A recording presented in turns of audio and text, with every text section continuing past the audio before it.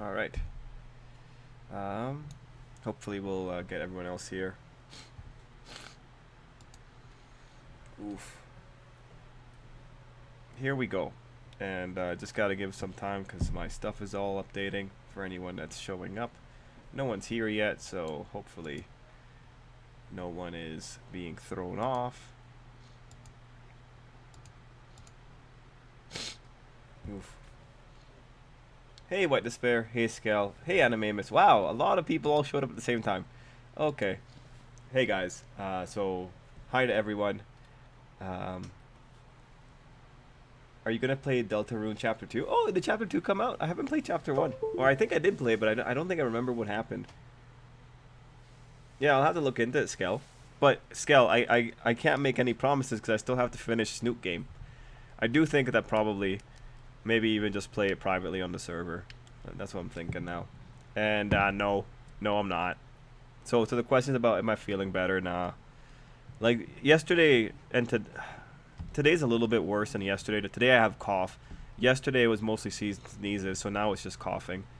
Um, so we'll have to see. And then it's coming out on the 17th. Okay, cool. White Despair, are you interested in Deltarune? And hey, Viz. Pardon. Oh, I guess White Despair is interested in Deltarune. Nice.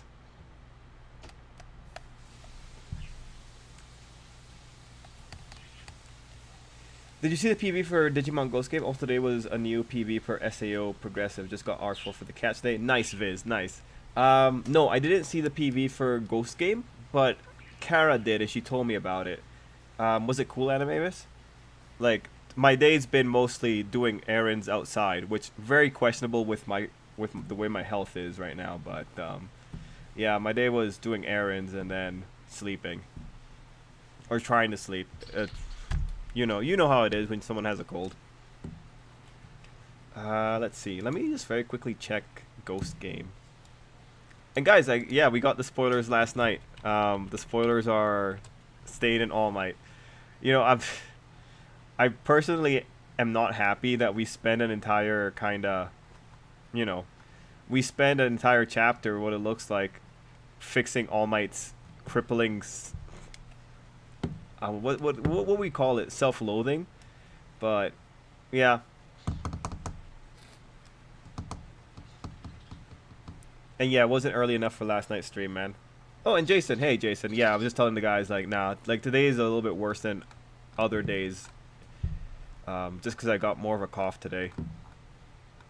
Man, I swear, if I have COVID, legitimately, if I have COVID, like one thing is like, of course, my luck, right? But on the other hand, it's like, all right, now I have super immunity, because that's like two vax, and then COVID itself, and that's like that's 100% super immunity. But yeah, I'm hoping like by Friday. I thought I'd be well by today. I'm right now. I'm hoping by Friday. I'm trying to look for the trailer for Ghost Game. I'm gonna check Anime News Network. I'm not gonna watch it on the thing because I actually don't believe that they won't copy strike me.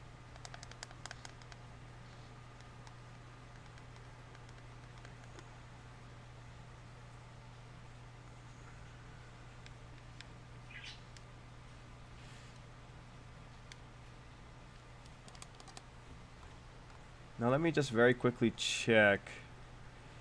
Backy, everything for Demon King. SAO Progressive Films trailer. Wait, is this a film? Animamus, is it a film? I thought it was going to be a series. Oh, that kind of shows what I know. Let's see. What else do we got here?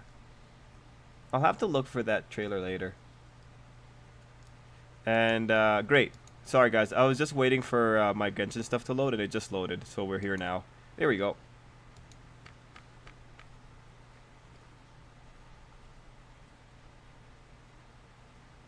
Oh! Iron Blooded Orphans gets a 9-part compilation TV special.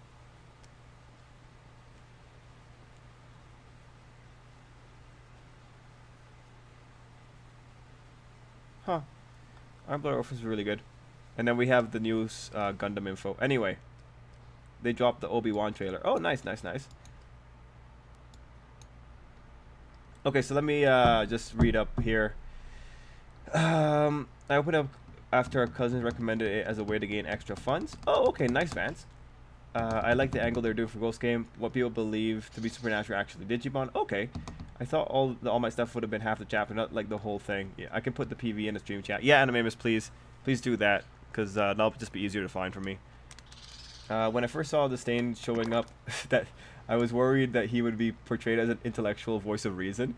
Was very pleased to see the insane look in his eyes and see him use the word Holy Land. I was as well, man. And hey, Cameron, I was completely into it as well, because it's like, yeah, you know what? This is actually a very fair depiction of Stain.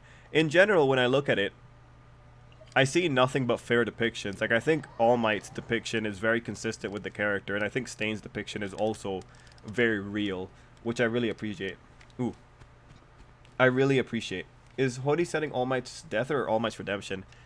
Maybe both. Like, this might be like a redemption and death kind of thing. That said, like, I don't think like All Might has a lot that he needs to redeem himself for. It's just like All Might's just a bad communicator. He's just not very good at dealing. Like, All Might is quite literally probably like the example of, this is the guy that allows societal evils to fester. All Might's just not good at dealing with the inadequacies of the human condition. That's just the reality of it.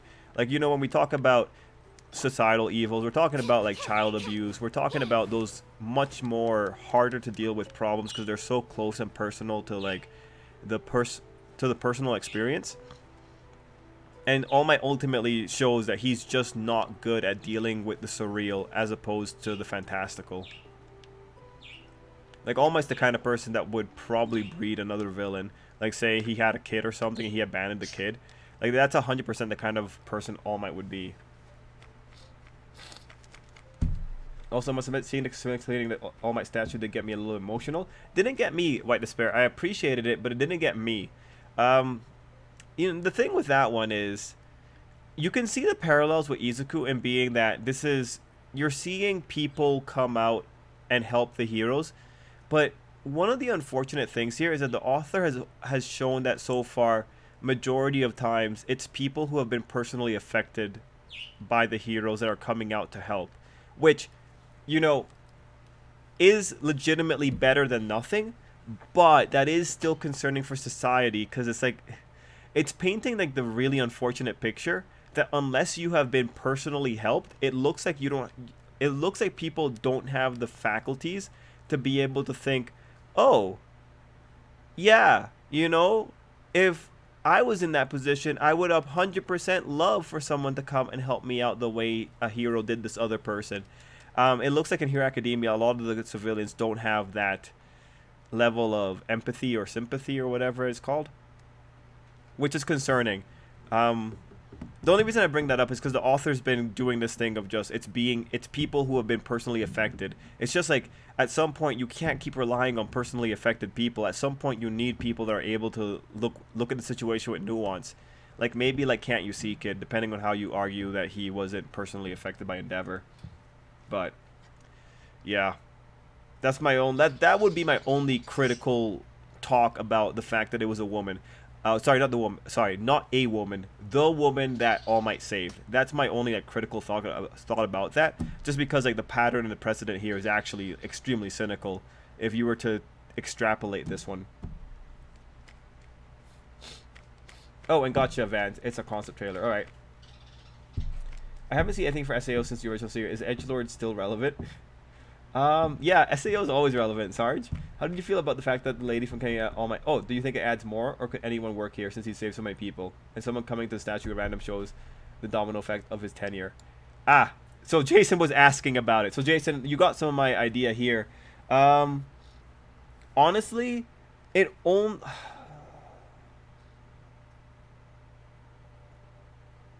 Again... It being the woman that was personally affected at Camino, there's two ways of looking at it. From the perspective of a story, it's more because you as a reader know who this lady is. you can make the connection and be like, oh yeah, this is the girl that I saw All Might save, right?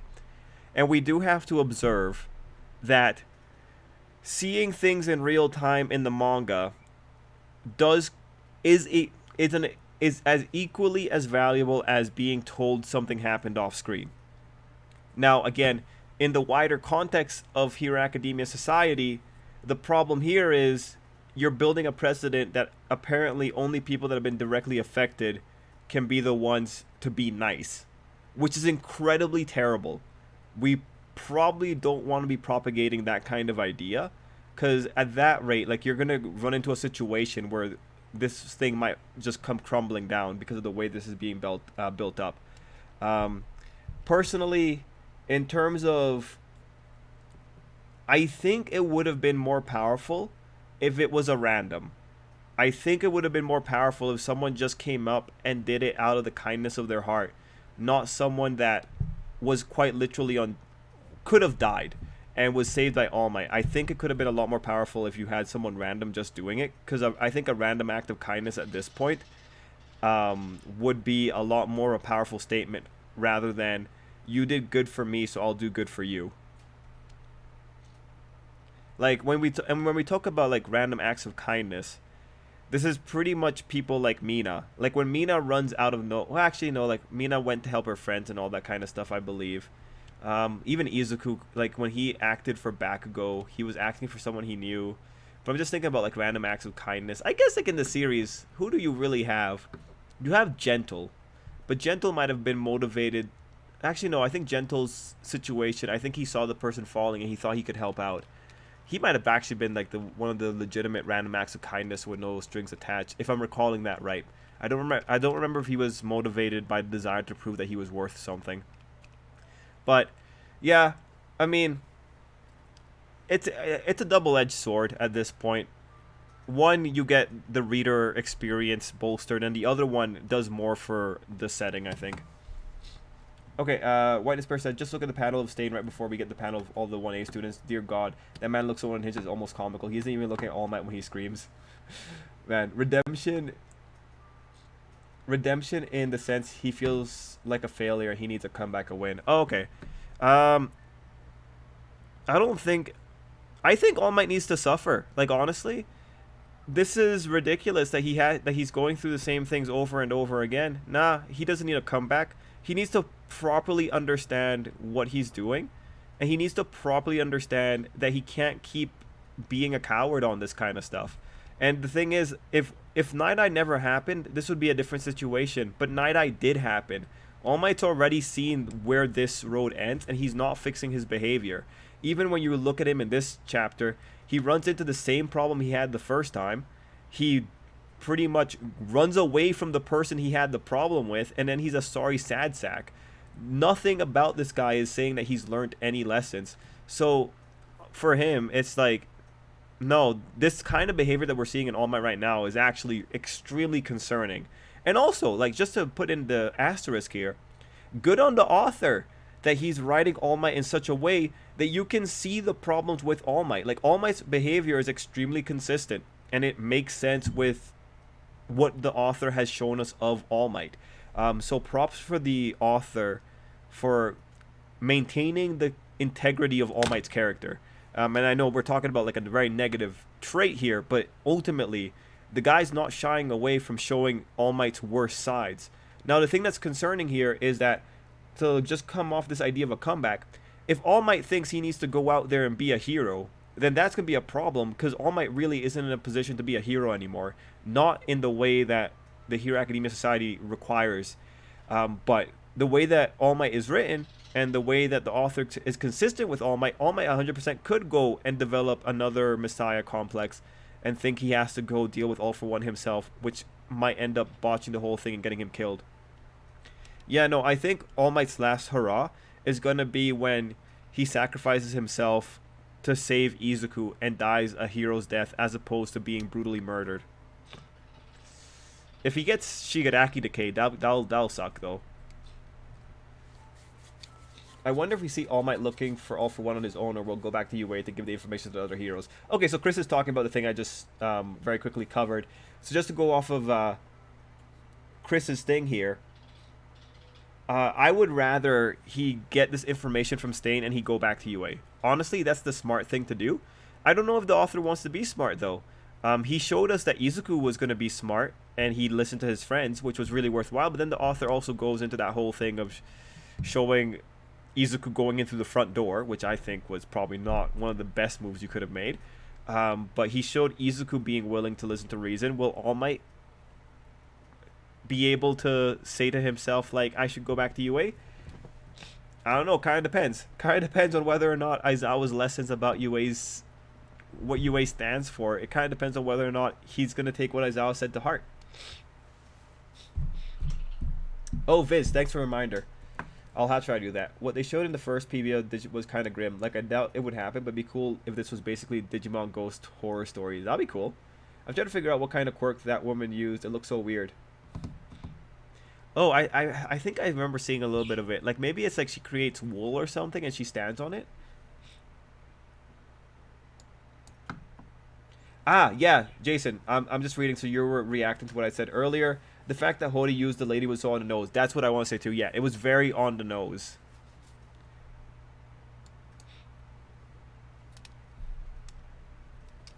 And Jason's like, nah, Trip, I have more brain cells than that. Maybe because I'm a big fan of literature and I can appreciate subtlety and nuance. I don't need Hody to spell it out for me. I mean, that's kind of how it goes too. He probably does need to spell it out for the people in the room who are kind of slow. And of course, kids. And Miguel's going in, well, Trip, I mean, that's how sometimes it is in real life. There's also that same concern in ReZero where the only reason Subaru is liked is because they only know the successful version of him. Well, we know that Rem likes the failed versions of Subaru as well. But, yeah, no, like, I understand people like success. I know that's a thing. But, you said sometimes. But in real life, there's also people who are just randomly kind. Like, I've benefited a lot of times just from simple random acts of kindness or just people being very nice to me when I was having a really bad day. They didn't know me. It was just, like, sometimes someone comes up to you. Well, sometimes in my life, someone came up to me and it just felt like, gee, thanks, life. That was actually a really kind, that was a really kind interaction. Yeah, no, man. See, we're moving into a society where everyone gets to be a hero in their own little way. A hero doesn't need to help someone because they've been helped. That's not a hero. Not really. That's just a nice person. A hero helps when no one is expecting them to help. A hero is someone that helps when they had no reason to help. A hero is someone that sees a situation and just thinks like, I can help that situation, no strings attached. Mind you, I'm being very broad here, but when we ultimately look at this idea that's being created, we know 100% that the place that we need to be in Hero Academia society is a place where an old lady sees a lost kid and says, I will take you to the police station. I will help you out. That's the place that's the place we need to be in for the story to work. If you keep showing people only helping when they've been helped themselves, you do develop a little bit of a conflicting narrative when it comes to the final ideals the series wants to talk about. Right now, I've seen no real instance of any kind of innate goodness within people. I've seen people being emotionally blackmailed. I've seen people being backed against a wall and being forced to listen to reason or listen to hope. I've seen people only help when they've been helped before. I've seen people help when they have some kind of personal connection to people in trouble. There might be minor examples when you look at minor characters, but right now the majority of times here, it's like right now it's people who have been affected by heroes that are carrying the majority of the burden, which is unfortunate. Would you consider the Starfish Headman from Tokyo as someone who hasn't been personally affected?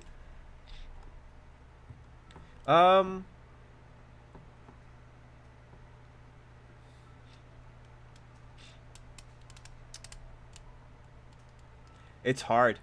Like, it's hard. That guy, That's a good question. For the Starfish Man, it's hard because it's hard to quantify how connected he is to Izuku. I think I'd probably put him in like a gray zone, because technically he's been personally affected by the heroes, And technically, it really depends on whether or not he remembers Izuku. But that guy didn't have any kindness given to him by Izuku. Rather, he's the guy that said, "Hey, I think you can do it." So he's essentially like one of Izuku's sponsors or supporters or benefactors when it comes to that very emotional pep talk. Like, this is probably where we fall into the nuance of the situation. He might be one of the better examples to use in the long run. Like, I think I could probably argue him for either or, depending on how good the other person I'm arguing with is. Like, he's probably one I could go on both sides and try to build a case for. What if on paper is All For One's location and All Might goes there and ends up dying? God, that's what I hope not. Mega, they came out last night. I have a video up on the channel about it. All I want is for this new Arawaka manga to come sooner. I already know it's another masterpiece. Okay. Let's see. AN683, we have early spoilers this time. For the moment, I'm happy because to me it looks like All Might not do something stupid or suicidal after this. My guess is that he goes back, talks to Deku, and gives him the mask and hands over the information from Stain to the heroes, or at least I hope. I don't want him to die. Well, actually, you know what? Let's last issue, the thing about the rain ultimately was worthwhile. And they said that the rain is stopping now, or like that's how it's stopping in the manga. If the rain is stopping, symbolically, that's saying that, okay, we are going towards the happier alternative now.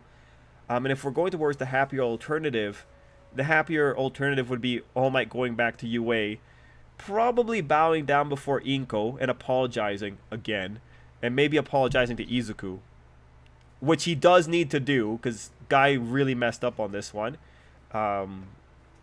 But that would be the happy alternative, so I would be very happy if that's what we actually end up happening. Because, like, in terms of the metaphors here, if you stop the rain, but then you have All Might doing something stupid next chapter, I'm not really sure what kind of image you're trying to say that you have, especially when the editor knew enough to talk about the rain. The editor knowing to write about the rain for the editorial line does say that the editor knew that Horikoshi was putting significance on rain itself, because the editor would not put a line that doesn't make any sense in the context of the next chapter. So this is an analysis based on the meta aspect of the editor. So Horikoshi must have put some kind of importance on the rain. So that's why we could maybe make the guess that we're going towards something positive for now. But that all hinges on whether or not you believe the editor is just flying blind, or if he knows what the authors are planning. And technically the editor does know what the authors are planning, since they're ahead by 2 or 3 weeks. So he should know whether or not the rain is an important metaphor. Hey Ty, hey Gohan. All Might obviously won't kill Stain, but my question is, how will Stain react to that? I almost think Stain will threaten All Might to kill him. Is that you? Is it? It's you or me kind of situation. Well, I think that's the paradox with Stain.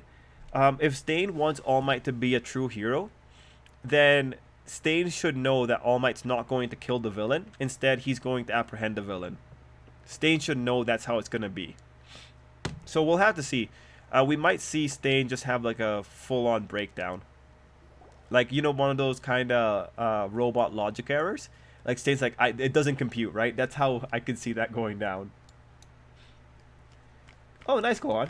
Personally, I don't think All Might would go to find All For One on his own. Even when they found out where the villains were keeping Bakugo, he still cooperated with police and the other heroes in the operation. That was a different time, though, White Despair. You have to keep in mind that right now, All might be a little bit desperate. Mind you, again, I'm hoping he doesn't, but I'm saying, like, it's a different situation. This guy is a little bit more desperate than last time. Surprise streaming today?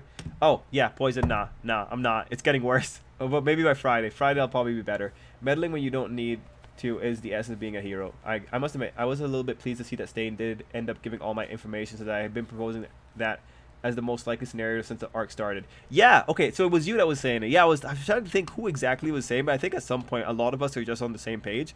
Yeah, I'm actually really surprised that Stain was able to get any kind of information. But yeah, if he has good information, I'm in. That's what society was, but now I'm sure that people that got help and are now can encourage the non-involved people to also help. That is the way to go, Miguel. Like, if we're gonna be focusing on these people so much, then we have to hope that this is the effect that we're going for. It's just like it doesn't look great. It legitimately makes it a lot more cynical. You have to start from something, which is unfortunate. Like, really, a random act of kindness is where we should be starting from, not from this chain of I help you so you help me. I'm very curious to see what exactly the information Stain is giving All Might is. My initial thought was that it's the location of All For One and the villains, but if it is, then I'm confused how Stain would have gotten that kind of info at Tartarus, considering that after he broke out of Tartarus, the villains went to the CRC mansion, and then at some point, they left that location and went to wherever they are now. I just don't see how Stain could have learned about the current hideout back when he was at Tartarus, if it, as the CR, makes sense, but presumably it's a new location the villains are currently at. The author's probably gonna... You know what? White Despair, to make this work, the author might just have All For One say something stupid. Like, this might all hinge on All For One's stupidity. I can't stop laughing at Stain giving All Might a weird pep talk, then continues to ask All Might to kill him. Then panels of Stain's faces are so crazy and wacky. I don't know, John. I don't know about Shang-Chi. I was surprised to see spoilers last night. The chapter was good for All Might's development, but I kind of wanted more from Class A, so I'm more excited for the next chapter. We'll have to see. I fell in love with shipping anime-manga characters. I hope I don't become one of those weirdos you see online. Well, Deathray, as long as you remember that everyone has their opinions, I think it'll be fine. How many words have you written, typed out? I'm up to 10,500 written, but not typed and edited. For my recent projects going rogue, I can tell you right now because I was working on one of them today.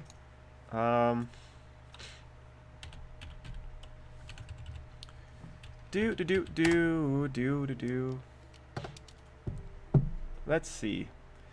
For my Slow Life Cottage in Another World, I have...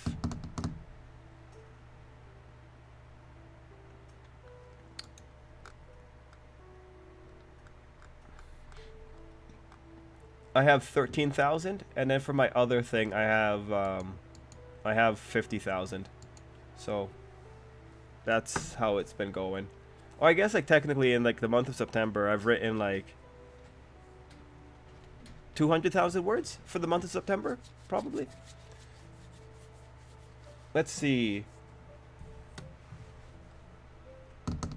All Might broke his promise to Inko twice already. With Inko seeing how her son came back, watch her start yelling at All Might. I don't think she will. I don't think she will. Like, because of the current rhetoric, Poison. Oh wait, was that Poison? No, that was Kayla. Sorry, Poison. And sorry, Kayla. I think with the current rhetoric of being nice to heroes, I think Inko is gonna be a little bit nice about it. But like All Might dropped the ball. It seemed that the conversation was able to do something for All Might or shake him up, or at least I took it that way. No, it did shake him up, and it really wouldn't make sense for him to go alone trying to find All For One. Yeah, to make All Might go alone, the author would have to do a lot of work to really paint All Might's mental state, because for him to go alone, really, first off, you have to come up with a reason as to why All Might skips logic, and usually when you're doing that, it's emotion. So he'd have to come up with an emotional reason for why All Might's gonna do this, which would just be stupid. There's just no way around it. If we're going to be doing something illogical and you have to use emotion to justify it, you're already walking into really stupid territory. So, really, you have to be hoping that the author doesn't go the emotional route. Because once you go down the emotional route, you're, like, in terms of the critic, you are already giving up the idea that this was smart. And you're now playing the justification game. Ideally, you shouldn't be playing the justification game so often, because the justification game is about justifying character flaws, and sometimes, well, readers don't enjoy casual readers don't enjoy character flaws.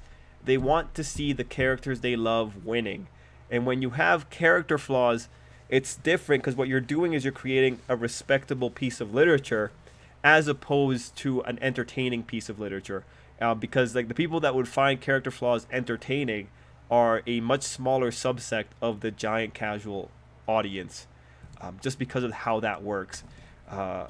So, would be concerning there.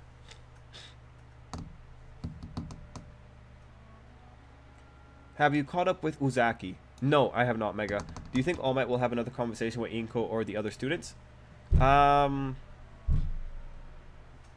That one's actually kind of hard. I think with Inko maybe, but I'm not sure about the other students. That's kind of hard. It's because I don't know, because I don't know how the author wants to deal with slice of life right now. Stain won't be like Ending. Still can't stop laughing with Ending crying and begging Endeavor to murder him. Yes, I don't know why, but so many people are saying that Stain is the best hero and that his ideas are what all heroes should have. It's like people forgot his past crimes like murder. No, they have. They have. Remember, Stain is completely wrong about how things work, and Stain doesn't understand that you need the regular workers. Like, nah, man, nah, nah, nah, nah, nah. It's just like, ultimately, did Ida's brother deserve to be crippled? Vigilantes says no. Nothing in Ida's brother's backstory justifies being crippled. And Stain's ultimately wrong about the people he admires. Like, this is the problem with Stain. Just because he says a few things that are correct doesn't mean that he's correct. His foundation is built on a lot of crazy insanities. And you see the insanity right here. He's telling All Might to kill him, and it's like, no, this is insane. This is an insane person. Just because he says 40% of things that are maybe correct. Like, what does it matter if you say things that aren't reflected in reality? Like, what does it matter? Like, all he really has going for him is that he picked one good point, that being that there's a difference between heroes that are doing things for the money or doing things as a profession, as opposed to the heroes who are self-sacrificing. But we already see what happens when you're self-sacrificing. You end up with Izuku. Now, like, let's play the game. Look at Endeavor. Endeavor is self-sacrificing. He sacrifices his home life. He's almost always working. Have you seen the Endeavor Agency? The Endeavor Agency puts the Ryukyu Agency to shame, according to the anime. So how can you have... The issue with Stain is that Stain doesn't actually accommodate a hero like Endeavor, who you know is putting in more effort. Like, honestly, the people that Stain should be going after are Ryukyu. Because if he went after Endeavor, who is most definitely not someone Stain would probably respect, you go after Endeavor and the whole thing falls apart. Because Endeavor is like the significant workhorse. Yeah, nah, man. Stain doesn't make sense in society, because this particular society of Hero Academia requires a surplus of heroes. And you're not going to get everyone having the most self-sacrificial behaviors that Izuku and All Might have. It's just not going to work out that way. Yeah, no. Like, Stain is Stain's not anyone you should be believing in. Just because he's right 10% of the time doesn't somehow justify the 90% of trash that comes out of his mouth. Jason said, this could very well be a trap. All for 140. Yeah, could be. All for One knew Stain would seek out All Might and share the plans, so All for One is waiting for him. That would be hilarious, though. The random act comes from Izuku, or in the case of the woman of Kamino, All Might.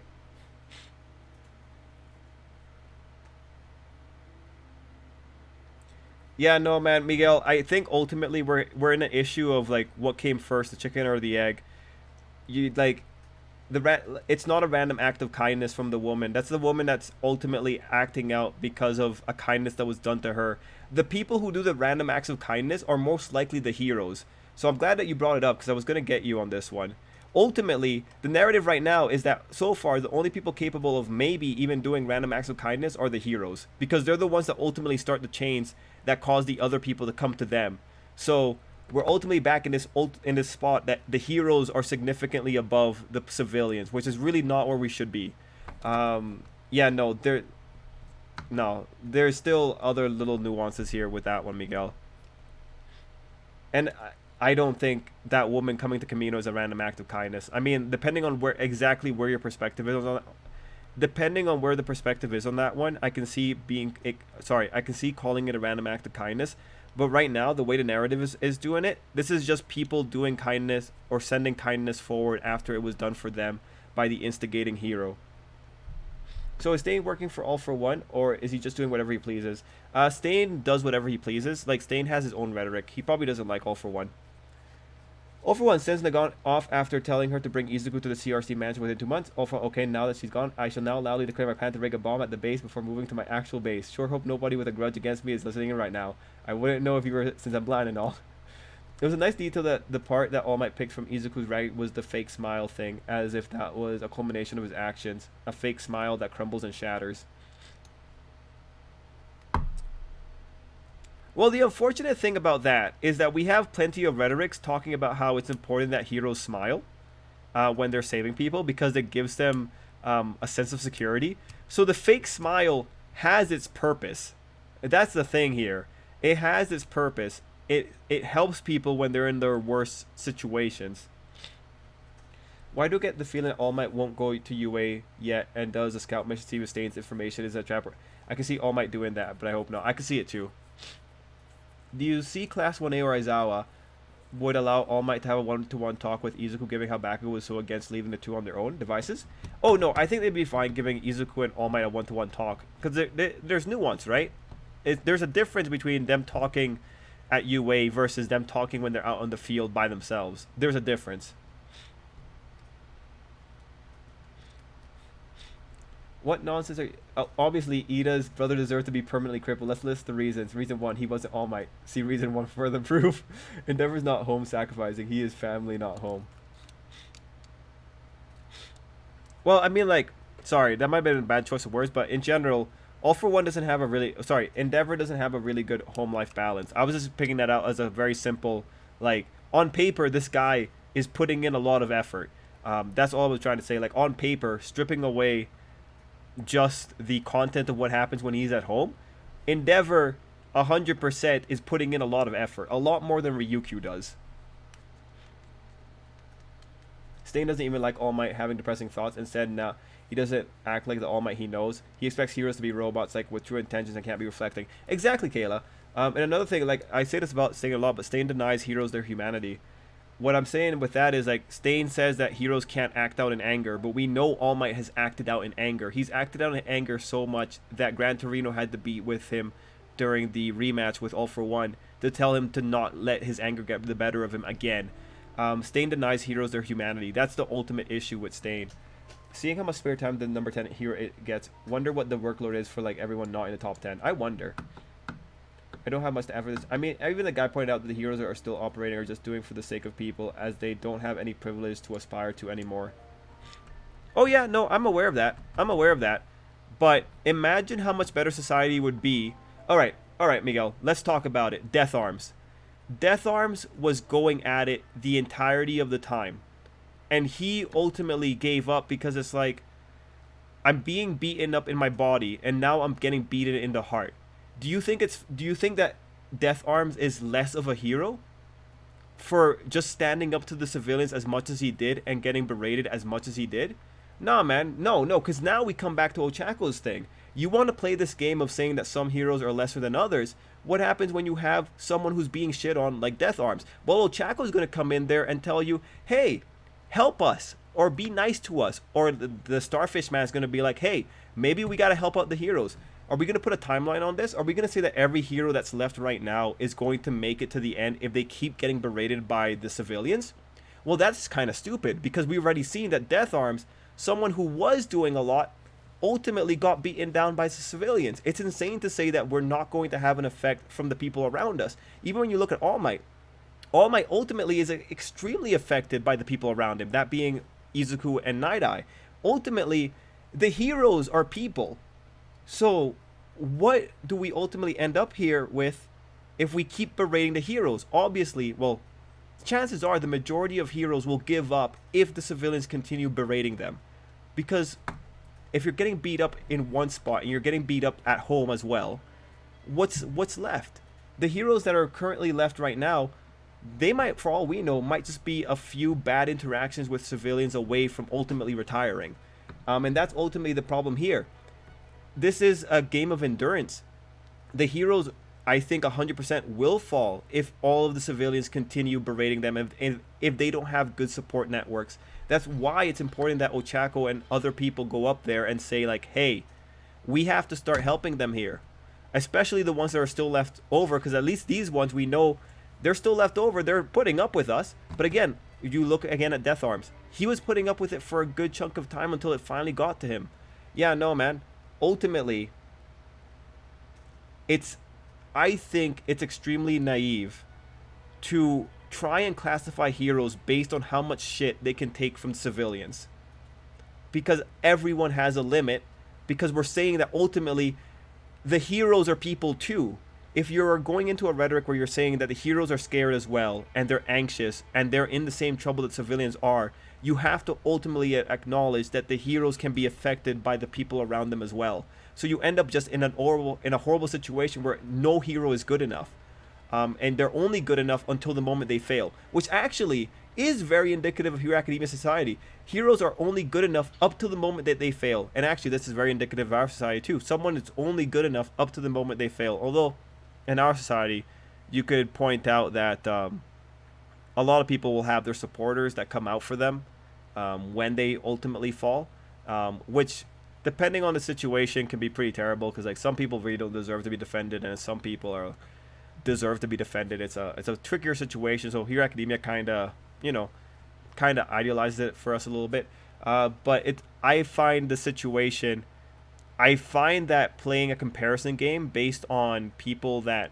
opt out, I find that to be really dubious, just because everyone has a threshold, and when you start saying that everyone's human and you start giving them those qualities, then everyone has a natural human limit, is how I would go about answering that. What's not clear to me is that, this is AN683, is that if Stain didn't know who All Might was until he transformed, then why follow him? Just because he was with Deku and didn't recognize him? Is that a translation thing? It might have been like a philosophical thing of him saying like, I don't recognize who you are kind of thing, because you're not the All Might I have in my head. But we'll have to wait for the translation for that one, AN683. Poison said, I really don't like how the Ryukyu agency was portrayed. The boys were training like crazy and the girls were busy having a beach party. Not my favorite filler episode because of translation. Agreed, Poison. No, I totally agree.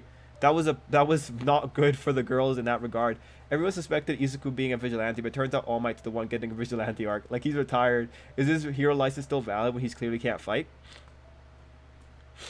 I don't know. I really don't know. I want to say yes. Maybe he's like a special case, but I don't know. I like how when Stain shows up, All Might isn't even remotely intimidated or scared of him. He's just like, oh, it's you, Stain. Quite the coincidence to meet you here. Well, yeah, that's like, I think that's like an old man's jadedness. Wondering how Stain would think of that hero Native he almost killed. Native died in the war, and if that doesn't say hero in his brain, I don't know what will. Yeah, I know, right? Like, that man didn't run away. Ultimately, that man was doing his job. And this is just another thing that just... You gotta remember, Stain's the one that told Ida that he'll never change. And we know that's a fundamental it's fundamentally wrong. So how can you continue saying that Stain is right when you've seen him be wrong so many other times? AN683 said, I would agree that the information can be a trap, but after All For One allowed Izuku to get to UA to rest, right when he was about to hit his breaking point, basically undoing everything he had achieved the past weeks, weakening him. Yeah, I don't have that much faith in him anymore. Yeah. I wonder if My Hero Academia have manga. If yes, I have a theory. You wonder if My Hero Academia has manga? I'm gonna wait to see what your theory is. Let's see. Not only is Izuku getting rest, but the heroes capture at least 3 of All For One's personal villain group. They got the one that Izuku beat and Dictator. Yeah, with what you said about the civilians here, it makes me wonder if the heroes that quit and became will be recognized by the other civilians and continue being criticized. That's not going to make the situation any better. That's for sure. I wonder as well. Well, we know that Yoroi continue getting criticized. Like, ultimately, when it comes to civilians and the heroes, what you're going to be doing, like, if someone's going to play defense on this on these points, what you're going to be doing is you're going to start saying that, oh, heroes that were shocked at the beginning of the situation are less worthy than heroes that gave up in the middle of the situation, who are then less worthy than other heroes. And when you start playing that game of less worthy comparisons, it's like, bro, you don't know what exactly triggered a hero in any particular moment. Like the one hero that kind of gave up that Ochako saw, he saw people die. He was quite literally in a war zone. Stronger people have cried. Yeah, no, man. I think it's extremely dubious to start playing the who's more worthy than the other game when you have people quite literally witnessing the worst disaster of their lives. Mind you, like I know that it's very attractive to go in and play the not worthy game, but it's just when you start playing that game, there's going to be 101 cases that are unicorns in a sense within any particular population. And when you start ultimately doing broad rules to dictate who was worthy and who wasn't, you're going to end up hitting the ones who were in extreme circumstances that really should not be swept up in the broad generalization. Ultimately, what I'm saying is generalization is a fallacy, but that is a basic rule of arguing and debate. And it's one thing, like, the knee-jerk response is to say that everyone that opted out at the beginning is less worthy than everyone else, but that might not be fair, and you might ultimately end up hurting the situation more than you do helping it. What I want to see is All Might mentoring the students and have a chance to interact with the rest, so that when he dies, the students will have something to remember him by. Well, that one's actually really interesting, Poison, because if you actually look at the Hero Academia style, then you know that Horikoshi actually doesn't care about any significant event between characters. When it comes down to it, we already have the example. Horikoshi 100% will just have characters come out saying that they don't have any real connection to the person, but they're still appreciated. The example is, look at what he did with Class A and Izuku. People that Izuku didn't interact with, they flat out admit it. They don't really have that much of an interaction, but hey, you're my classmate, so I love you. Right? Horikoshi's style right now is the kind of style that says that he's not gonna, for the sake of a future payoff, he's not gonna give these kids meaningful screen time.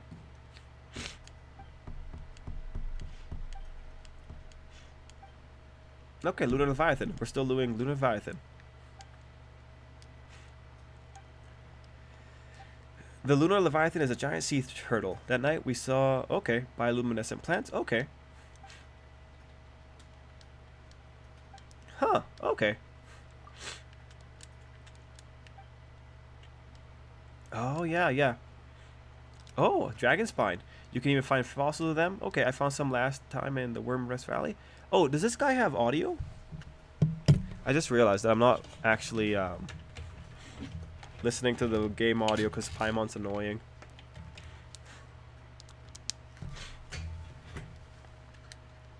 Alright, cool.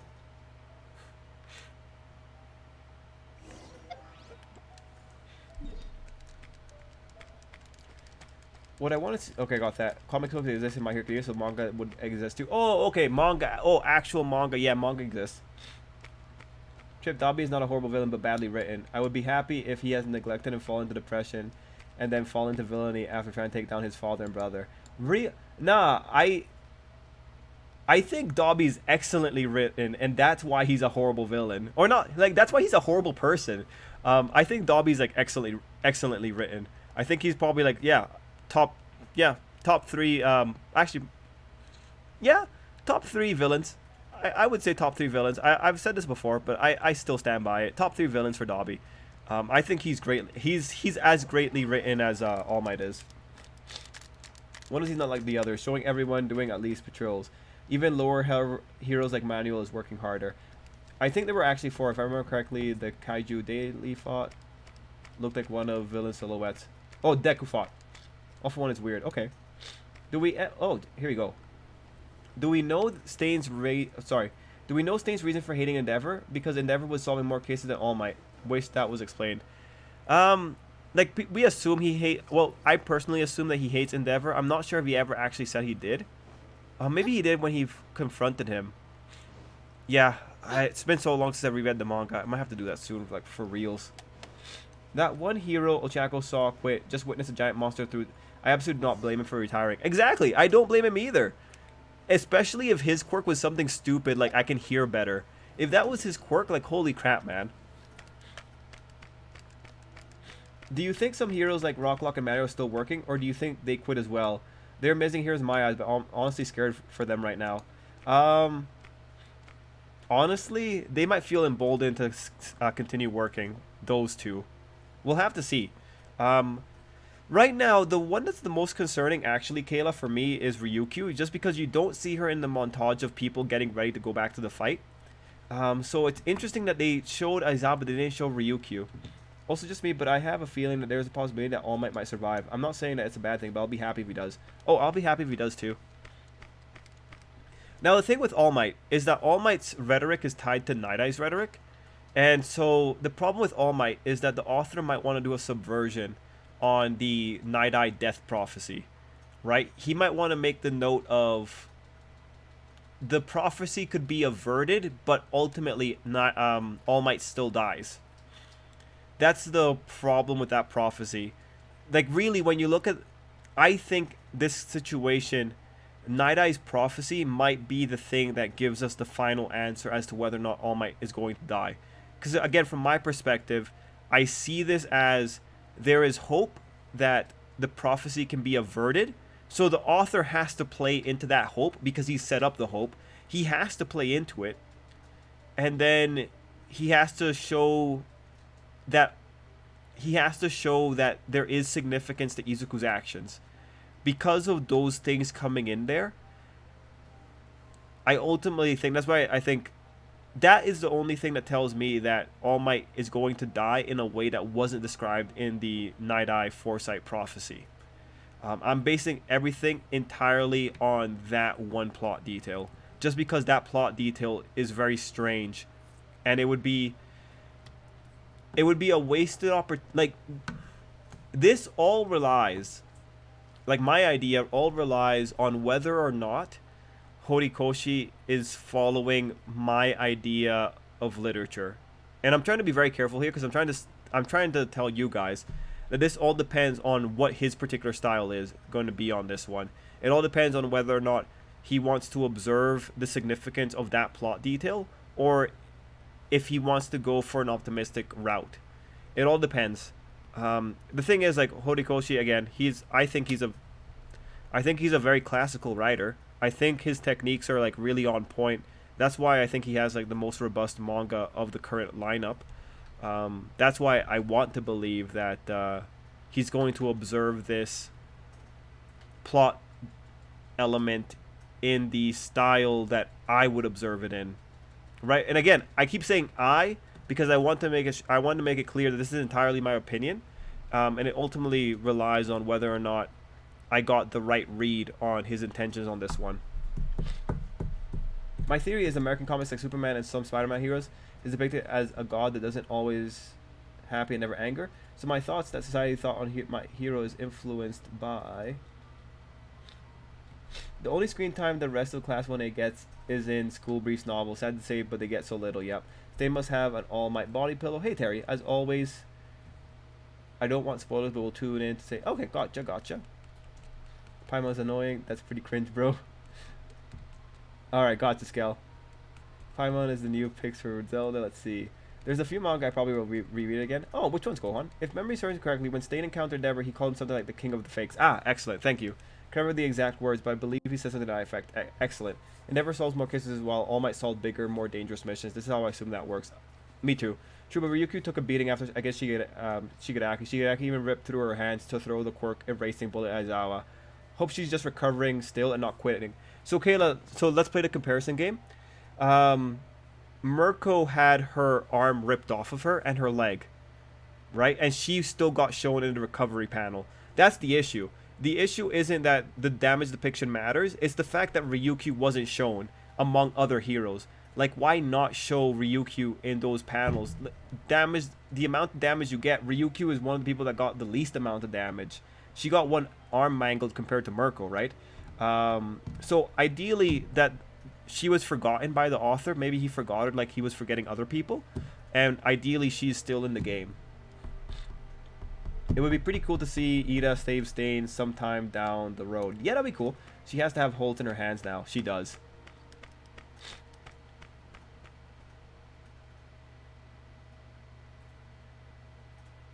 Oh, hey, Leela.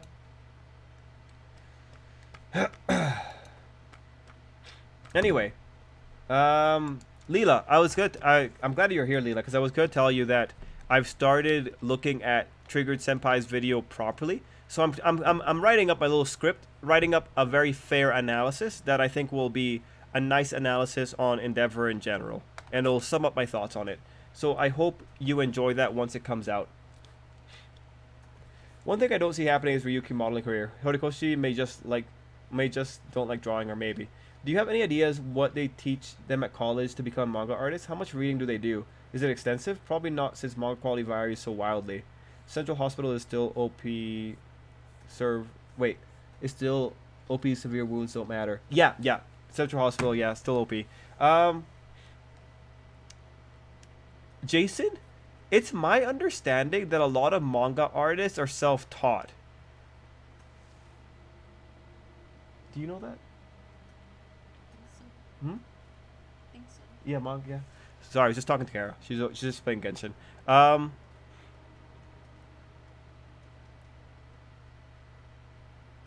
Yeah, no, Jason. In my experience, a lot of manga artists are self-taught.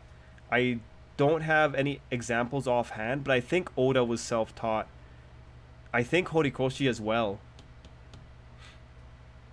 But wasn't there were some good lines in there, Leela. But you know me, Leela. Like I'm not very good at reacting to funny videos. I'm not. Like everyone knows. I start rolling my eyes whenever Zenrato's making stupid jokes. It's just I have trouble with it. But there are good points in there, which I think are more exciting than the lines. There were still some funny lines though. Oh, that's a lot. But anyway, Leela, I'm just kind of ill, so just give me time to work on it, and then hopefully I'll have it out in like 2 weeks or so.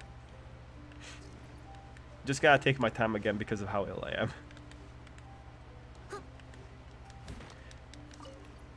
Oh, you mean like the Ray had some blame? No, I think if I recall correctly, my opinions on this one, I think Ray had some blame as well here. Like Ray's got some moments, but yeah.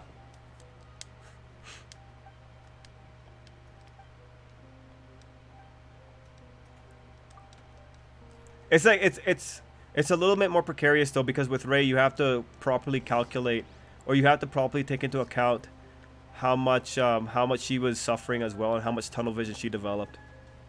Like everyone in that situation requires a few calculations, and a good chunk of them require you saying that they were all emotionally compromised.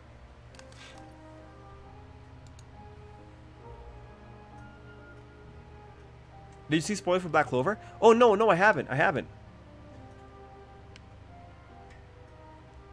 Were they good, Kayla?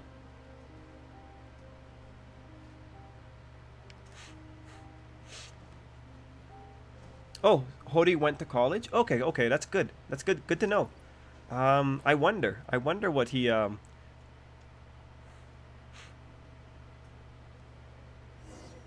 wonder. I don't know. His writing seems more sophisticated. I wouldn't be surprised if Horikoshi did an English, or not an English degree, but a literature degree.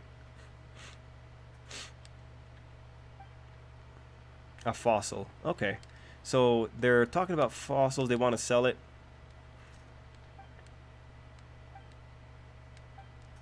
You know, wait, thinking about it, these guys weren't doing anything wrong. They just went and picked up a fossil. And now we're beating them up for it. This is what we should be encouraging. We should be encouraging prospecting. They literally didn't do anything wrong. Oh, I feel very weird about this. Pardon me, guys. Oh, that might turn into a fit later.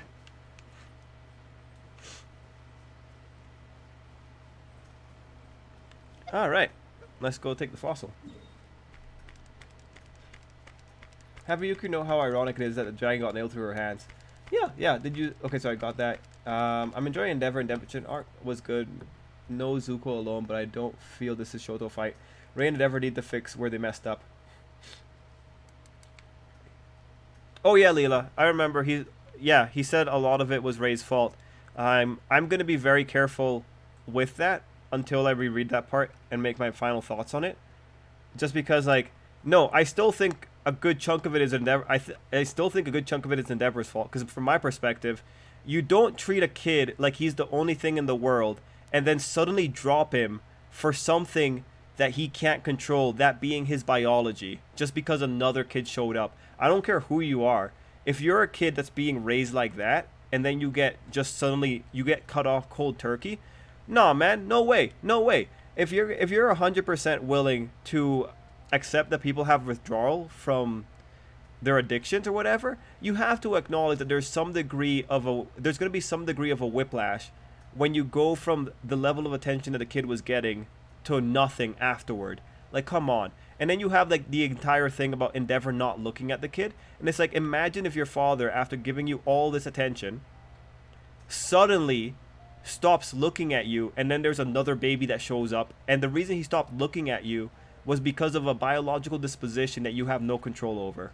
This is like if you were to develop sudden onset. What kind of things develop later on in life?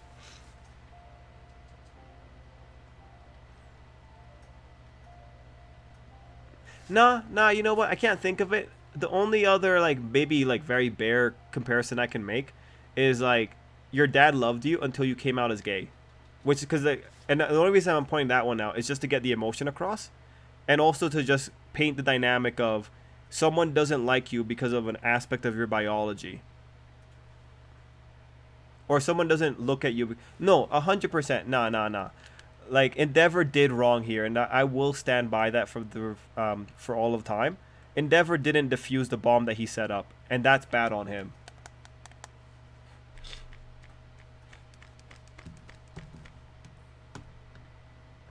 Okay, gotcha, Kayla. Give me a second, and I'll go look at it. Odie was in an art program, I think. Okay, he was in an art program. Okay. For the Pokemon anime news, Ash will get a keystone. I saw that, Miguel. I saw that. It's official. Noelle is the best girl in the world. Pearl. Yeah. The Reverie stuff was cut away, and there's still no answer from it. That's pushing it. LOL. Literature degree. I don't think so. Maybe fine arts or something. Okay. I don't know. Like maybe Japanese literature is a little bit more interested. It might be a little. Actually, I don't know about how the Japanese education system is on the arts.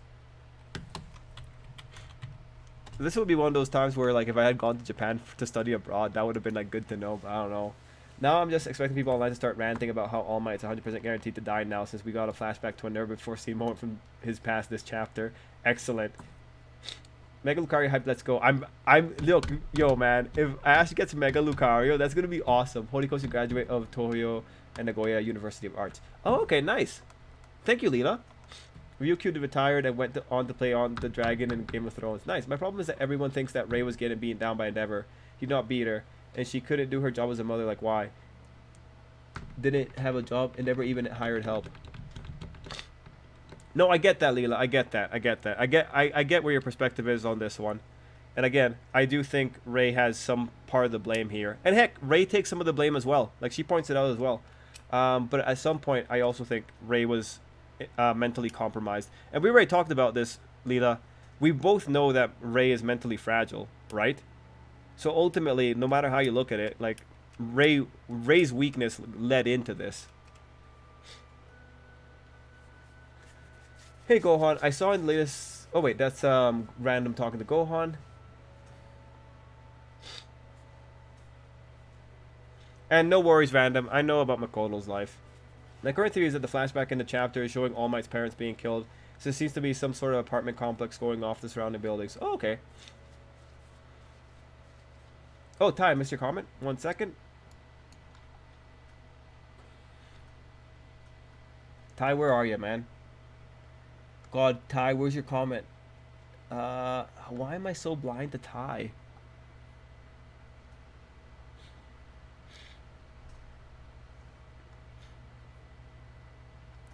Was it the Ryukyu modeling career?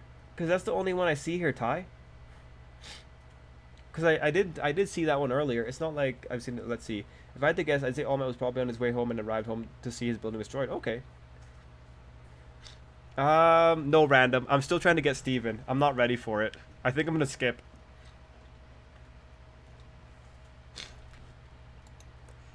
In general, the whole the deification of Rei, I do agree.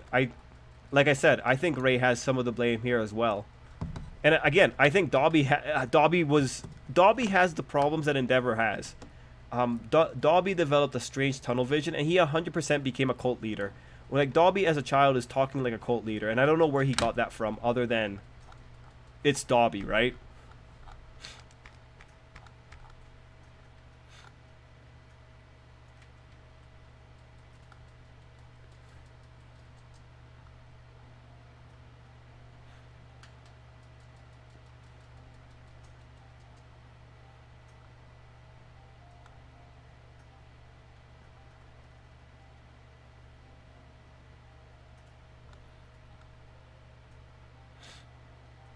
Wait, what's going on here, Kayla?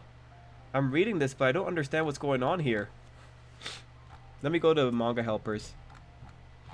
Who's this random?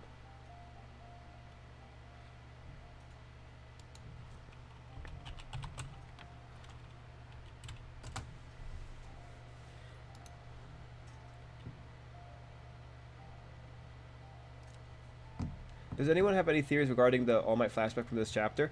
White Despair, I have no theories until I see the final chapter.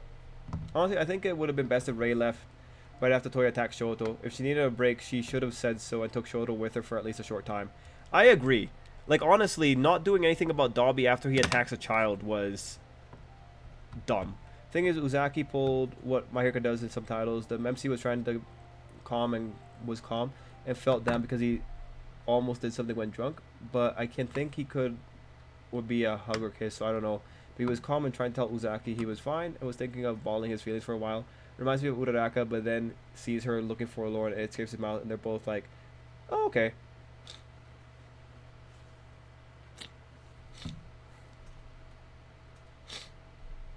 Oh wait, Ty, so your comment didn't go through. Okay. Ty, yeah. Let's see. I've seen a lot of people hating on Shigaraki's dad in the anime for hitting him with that tool. In my opinion, he didn't hit him hard enough. Just imagine him coming at you with that quirk. Yeah.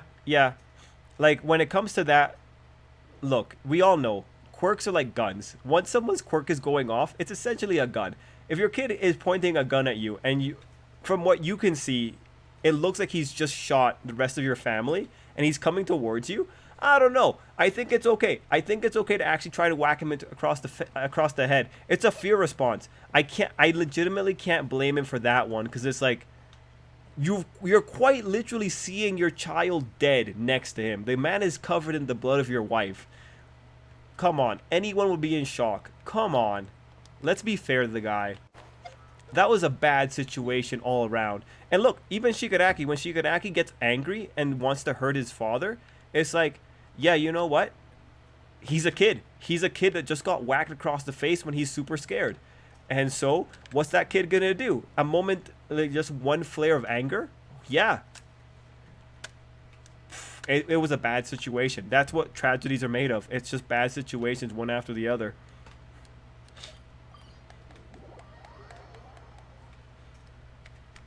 At the end, there's, and it scratches and says Kohai and a senpai who couldn't hold back. Oh, okay.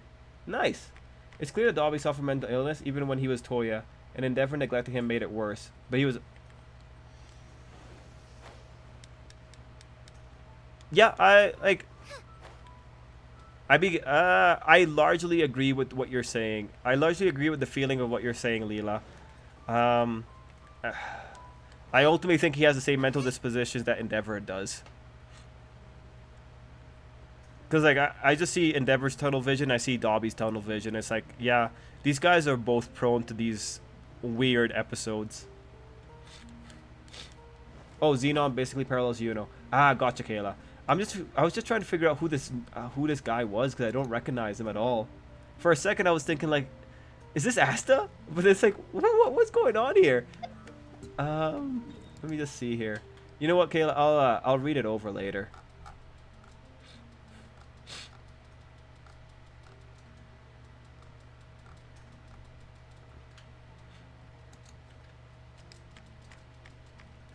Going off the fact that there was already police tape set up around the area, it seems like whatever happened is over. Therefore, I'm assuming that the reason All Might ran towards the rebel was because he knew someone who lived there. I need to confirm whether or not they were okay. All Might was also in his chill uniform with a bag, so I assume he was on his way home from school. Let's see. Xenon's past rivalry with a kid named Alan. I believe the parallel. Yeah, definitely. Endeavor to create their bomb and fuel the bomb, but then didn't show up when it blows. Ray was mentally fragile, and as was Dobby, but was hurtful. I agree, but she couldn't do anything. His school, and that it was his parents who were probably killed or whatever destroyed the building. We'll have to see. Not all mental are conditions someone is born with. No, I think Dobby is stubborn like his father, but he gets mental illness from Ray. I don't know if I'd call... I guess prone to mental illness. I don't think Ray was born with mental illness. I think it's just... No, you know what? A psychotic episode... Anyone can have a psychotic episode. Anyone can have a psychotic breakdown. I don't think Ray has mental illness. I just think like she wasn't necessarily prepared for life. I think this is a nurture type. I think this is more of a nurture type situation. I just don't think Ray had the mentality to be able to stand up to the stress that she was going under.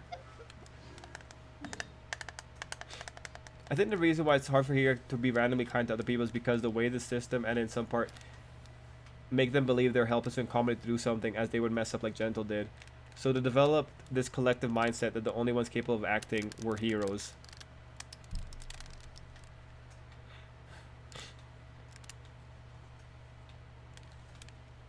Well, I mean, Miel, largely, I believe that they think. For me, when I look at the civilians, I see it more as a situation where the civilians think that the heroes um, will just make up their slack. That's how I see it. Um, I mean, I could definitely see an effect like the one that you're describing coming into that. I could definitely see a lot of people thinking like, definitely a lot of people are going to be scared for using their quirk because of what happens to Gentle. I definitely agree with that. Um, yeah, you know what? I think in terms of like, I think this has multiple factors coming into it. I think maybe part of it is like the idea that only heroes are allowed to help. If you told me that some people in Hero Academia believe that, I would agree with you. And I would definitely feel that also a good part of it is that people didn't feel that they need to help. Because whenever a person can say, oh, where's a hero when you need them? It's like, yeah, this person probably feels that only a hero can help in this particular situation. I mean, it'd be interesting though, Miguel. It'd be interesting if Vigilantes or the main series talked about that.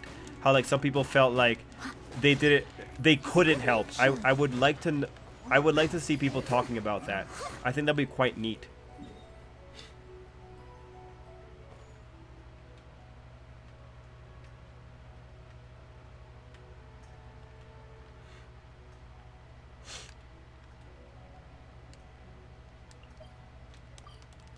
Everyone says Endeavor made Ray go crazy, and Leah says no, she was always not always there.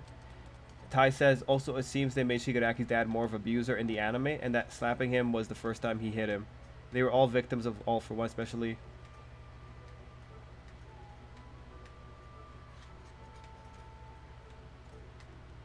Oh, you mean like they dropped the line? Yeah, no, that was the first time that he did that because he had a temper. I know a person with chemical imbalance when I see one. A normal woman would not pour hot water on her 5-year-old son just because he looks like her father. Well, no, at that point, that's when she's having the psychotic. She's 100% having the psychotic episode when she does that. That's what I'm saying. Like I'm seeing these more as the breaking points.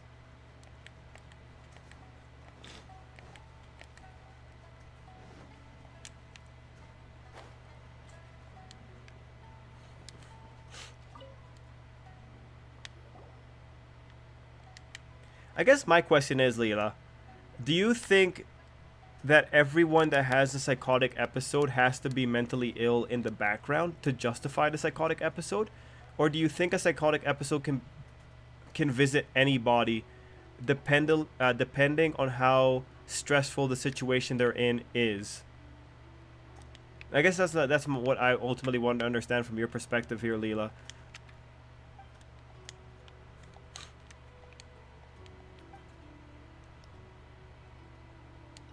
Because I'm not sure I want to say that to have a psychotic episode, you need to be mentally unstable beneath it. But then again, Leela, you're the one working in a psychiatric hospital, so your opinion is pretty valuable here. I would like to know what you think. Let's see, it's actually a giant sea turtle. This person doesn't believe it.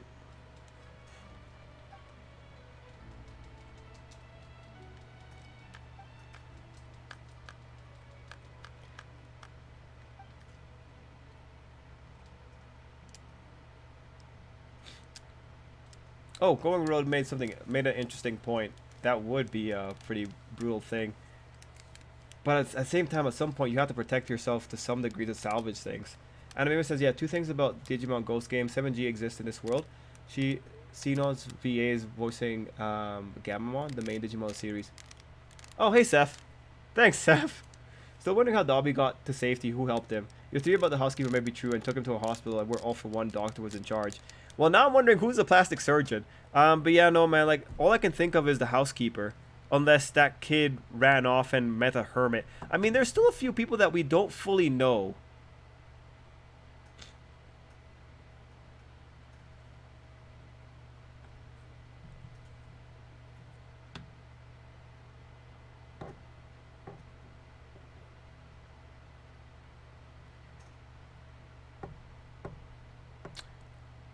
Okay, Leela. Thanks for sharing with us. That's pretty cool. You know the people here. We all respect you and all that kind of stuff. Leela, I'm gonna tell you though. We've talked about this before, but Leela, you seem a lot more strong than a lot of other people. Because while you might be one of the people that was able to get out of that very terrible situation, some other people don't have the backbone to actually be able to do that. So again, props for you for being that strong, but a lot of people aren't. And this is just one of the unfortunate realities. Oh, going rogue. I am sorry to. Oh God, man, I'm sorry to hear that. I hope that you're a lot better now.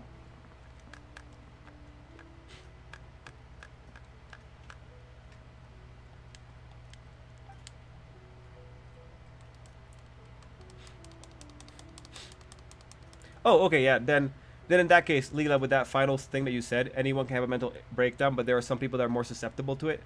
I I agree with that. So would the susceptibility to it be officially recognized as mental illness? I just want to be careful here with the terminology.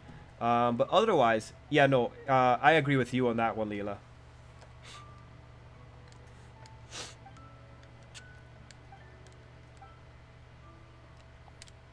Let's see.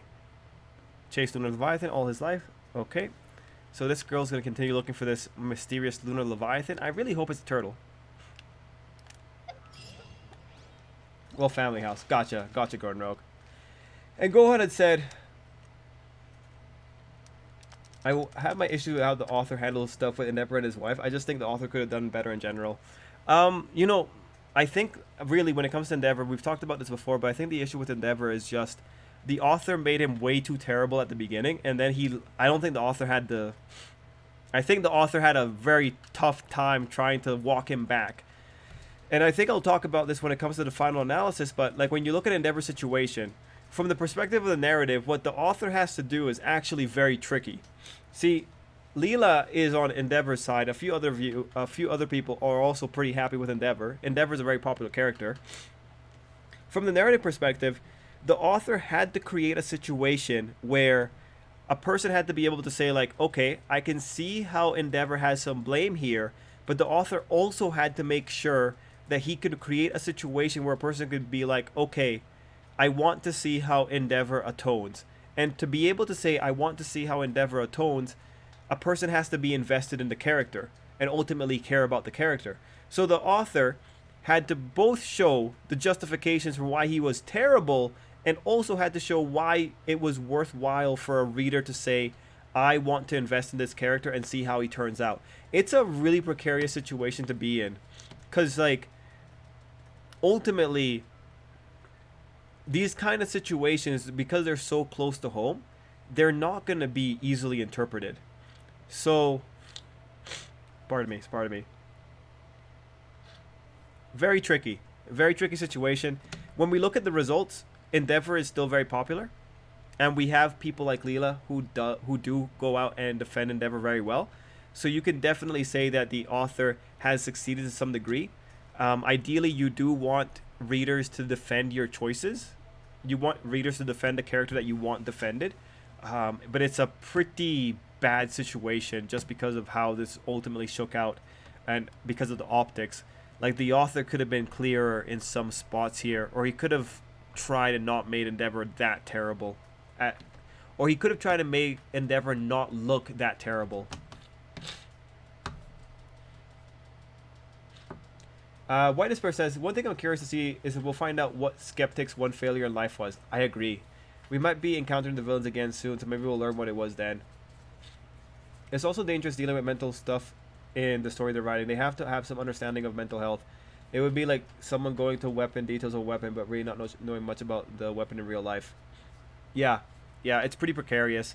Honestly, I think for writers, I think you're better off maybe going for like fantastical mental health imbalances. I mean, I feel like just to make it safe, you gotta go and just depict something that is just so fundamentally alien that no one can really tie it to anything in the real world, just because then you have the veil of fantasticalness protecting you, right? This is the kind of problem that happened with that one manga that came out by the Chainsaw Man author. It was too close to home. I think you're better off not writing situations that are close to home. I think you're better off speaking in allegory.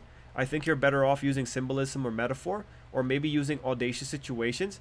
Just because like if you go down the other direction and you keep it too close to home, it's going to cause a lot of people don't understand fantastical nature to they don't understand the fantastical nature to a lot of characters. But once you give them something that they fundamentally understand, because it's something that they might have seen or experienced, then suddenly a lot of people become experts on talking about what your character is doing.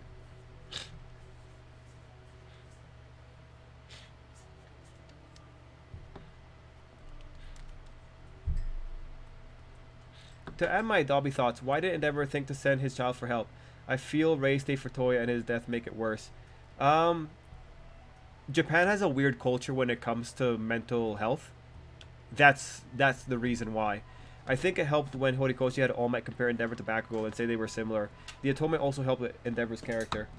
For some reason, I think My Hero ends between chapter 5 and 550.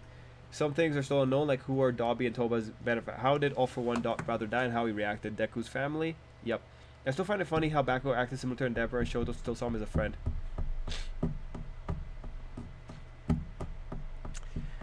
Bakugo is not similar to Endeavor. Like, Bakugo is, like, significantly angrier. Like, Bakugo is, like, way... Like, it's different, right? Like, Bakugo is louder, but he doesn't hurt Shoto as much as Endeavor does. I really like Ray's story. She ends up being the strong focal point of the family and forces even Shoto to acknowledge her role in things.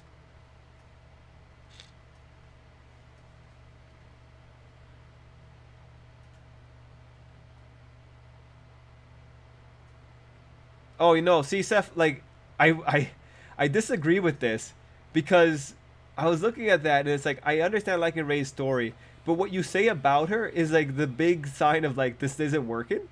Because the strong focal point of the family is Shoto.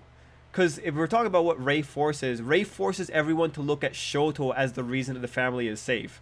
Which we know she does. So, no, I don't think she's a strong focal, like, nah, man. I think there's definitely, like, this is definitely where the propaganda's coming in. I ultimately think it's interesting, Seth, because I understand what you say when you say she's a strong focal point, but the narrative wants us to believe that Shoto's the focus point, which is a more interesting conversation, I think, in general. With Ray, I just like that she owns up to things to some degree. Like, I think that's really cool. But really, when it comes to the Todoroki family, the one that really deserves all the credit and is the unsung hero here is Fuyumi. Fuyumi is both a victim in the situation and she's also the one trying to repair it. She has done a lot more than Shoto has done. And it's because of Fuyumi's efforts that Rei was even able to get to the point where she was now. And like that, it's only because of Fuyumi's effort that the rest of the family was able to be strong enough to come together with Endeavor. Yeah, no, man, like she's not the strong focal point. Not in my opinion on this one. But I might be biased towards Fuyumi. What he never made Endeavor look that bad. All the information about him in the beginning came from an autistic 15-year-old boy. I received it with a grain of salt even way back then. No, that is making... No, Leela, take a step away from this. That is making Endeavor look bad. It's all about the narrative. You can say, like, yes, this actually doesn't say anything about Endeavor, but it's all about the narrative. It's the spin to it. That's the spin. That 100% made Endeavor look bad, because some people aren't going to look past that first emotional response. Also, remember, Endeavor many times has had... Okay, here's the thing. When you have the author establishing an image about Endeavor's eyes, and then you have Endeavor's eyes changing, and that signifying the change in Endeavor, you are saying that there was something terrible in Endeavor that had to be fixed. No matter how you look at it, Hori 100% made Endeavor look bad, because that's the only way that you make the eye image change work. That's the only way you make the development from Endeavor's negative point to his positive point work. By the sheer logic of the situation, Hori 100% made Endeavor look bad. There's no way of arguing that's there's no way of saying that is false. Again, You cannot have characters commenting on Endeavor's eyes and then using the change in Endeavor's eyes to signify the change in the character as a promise to the reader. No, 100%.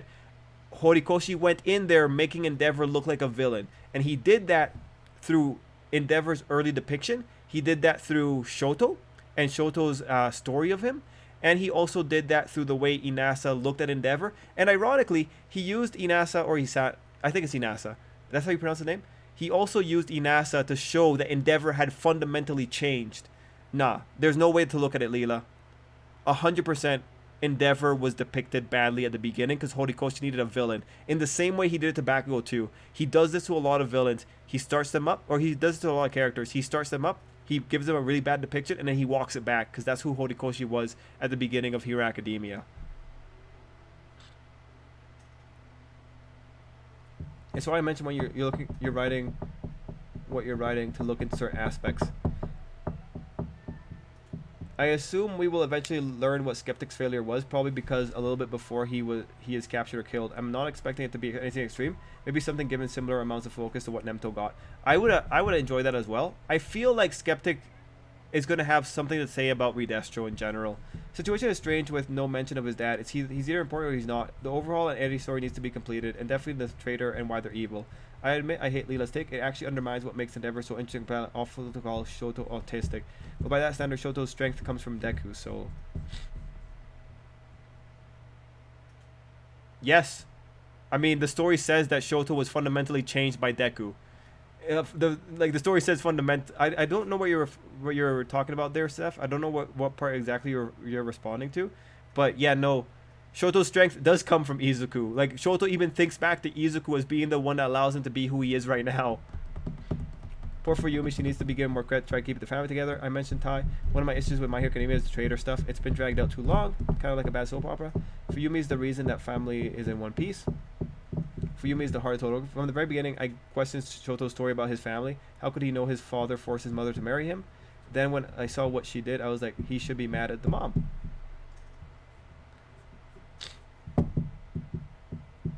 I mean, I understand what you're saying here, Leela. Like, there are parts of Shoto's story that are unreliable narrator. Fuyumi is unsung, but Deku is the catalyst for change in the story. Agreed. Deku is the catalyst for change, 100%. I agree with that, but that's because he's a protagonist.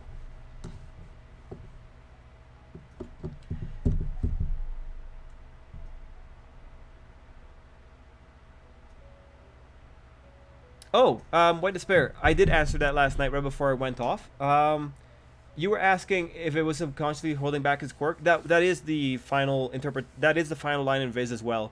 That's the final line that I saw. That stays the same. He was subconsciously holding back his quirk, just deliberately ignoring Endeavor's characterization, undermining why he feels guilt and need to prevent.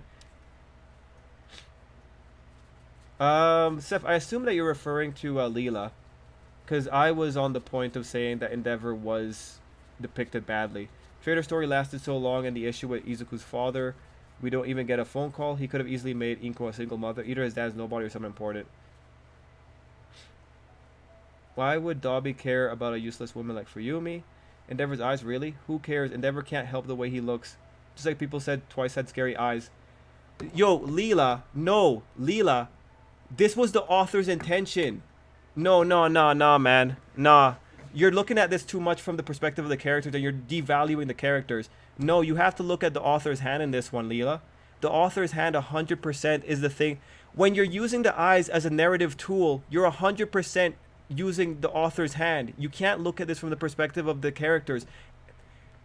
If you devalue the eyes, then the promise that Endeavor has fundamentally changed from what he has been, you're devaluing that. And if you're devaluing that, you're devaluing the majority of Endeavor's story. Leela, nah, man. Nah, you're looking at this too close to the perspective of kids. You're not looking at the author's intention on this one.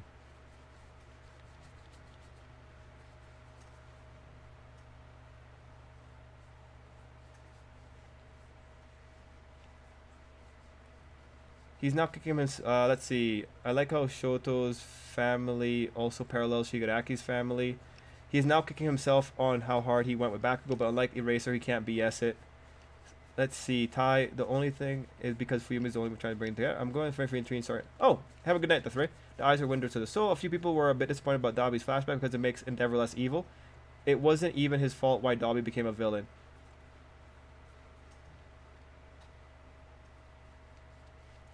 Okay, I see that we're going to get a little bit heated here because now we're talking about Leela's interpretation of autistic.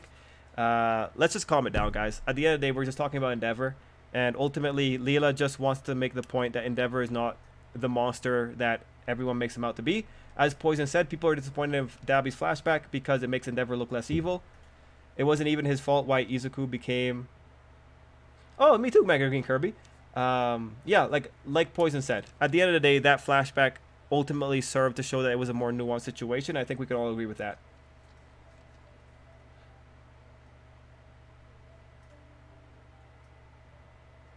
Oh no, that's fair. That's fair, Leela. Yeah, no, let's just be careful here, just because like we're gonna get into like at this point we're gonna get into like a conflict of values.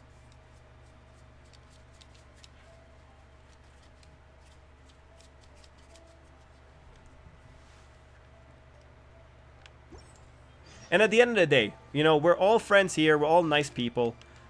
We all are very passionate about our story, about the story we read. Seth enjoys reading My Hero Academia because he sees a lot of beauty in a lot of things that the author writes.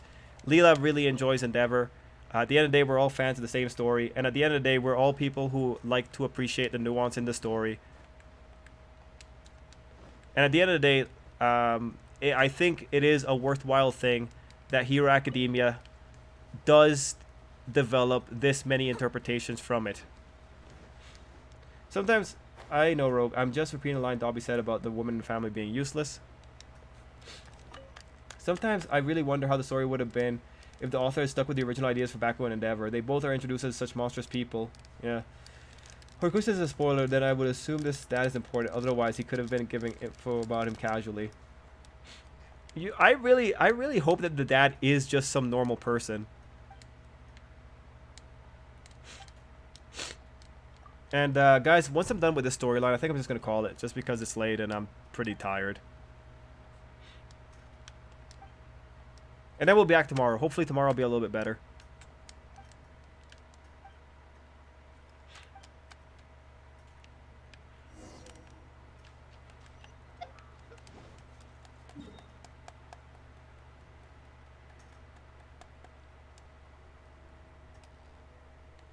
Who do you think was a worse dad, Trip? Endeavor or Shigaraki's dad?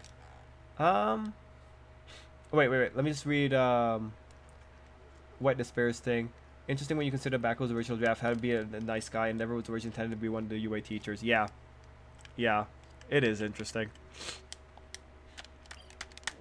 No, go on, you didn't. And no, Seth, I did like Ray's moment there because it's like, yeah, no, 100%. I like that she was able to take blame for some of the things because it's like, yeah, that's actually really good.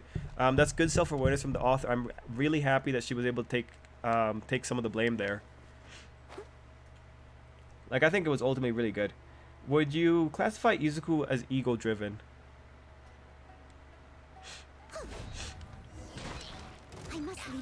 It's weird. For Izuku, it depends on your definition of ego. Because you could see a little bit of ego there, but it's going to be a really weird interpretation of ego. Like in Izuku's situation, the ego you're seeing is the idea that he thinks that he's the only person that could be this valuable, or the idea that he thinks he's the only person that should suffer. That is a little bit ego driven. Like if we were talking about classic sins, that is the sin of pride showing up in a very weird way. Again, because of the way that it ultimately focuses Izuku in on himself. So yeah, leave it all to me. It depends. It depends on how you classify that ego, but like the way that you can still exhibit pride while also suffering. That's something that people don't fully understand about the sins.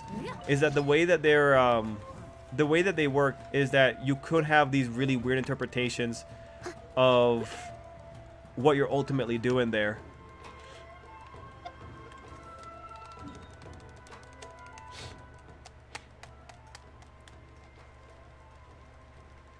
Oh, gotcha, Gohan. I don't understand what it's like to have a father, but I do understand neglect, depression, and parents' expectations. But it does take about what Endeavor's son, but Ray did, unlike Endeavor.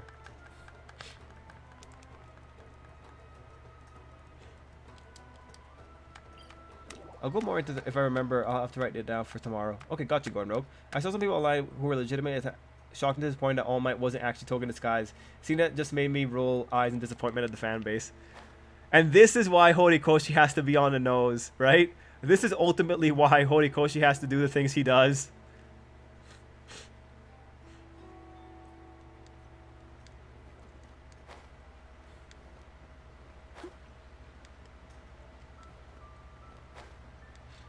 And as to who was the worst father, I don't know, man.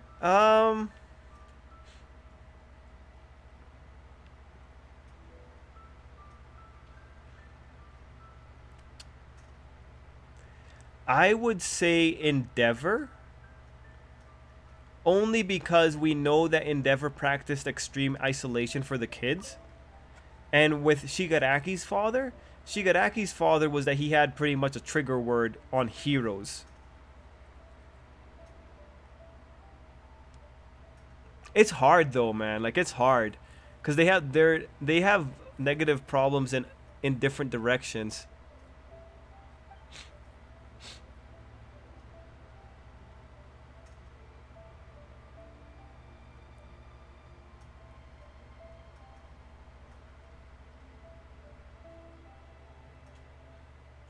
Oh, Lita said, 7 Drip, say what you want to me about my take on Shoto. I love the idea of Shoto being autistic. I have worked with kids with autism. It's not an insult. It's speaking to how literal and socially inept he is. And this is why I said earlier that we're about to go into a conflict of values, because I knew that Leela had worked with autistic children before.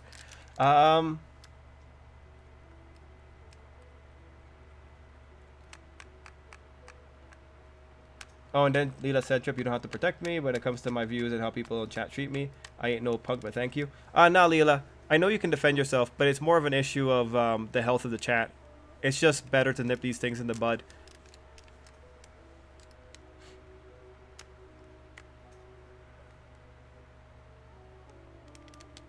Let's see, if Hisashi was a normal guy, then why not have Horikoshi have him have a Zoom call or something? But nothing makes me think it's at least someone reported it. I mean, we'll have to see. The translation team seems to have stopped translating the one for some reason. I think Toga is just a jack in the box at this point. Horikoshi will have Toga popping out since she's good at stealth or observing. Yep. Shiki father wanted the best for his son, but never wanted his children to achieve his dream. Yeah, like, I think that's why I have to go towards Endeavor being the worst one in the situation.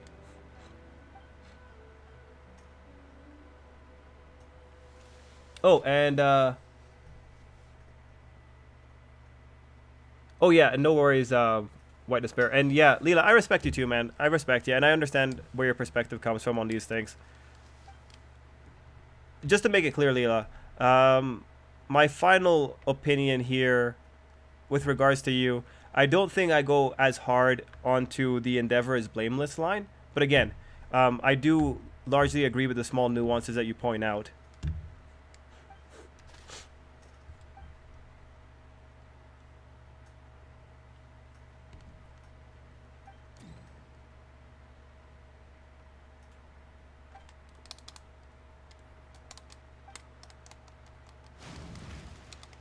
I don't know what's going on. Oh, great, a Ruin Guard.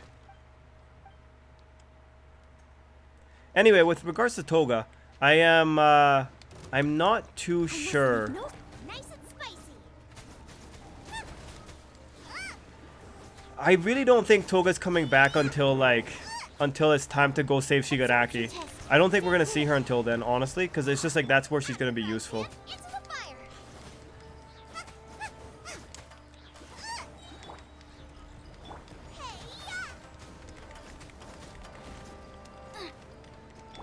Illusion shattered. Inazuma shines eternal. If Hawks went instead of Class 1A, could he subdue him? He looks fast enough and has enough numbers to do it. I don't know. Well, Hawks' feathers aren't there, so I'm not sure Hawks could have done it. Okay, let's try again.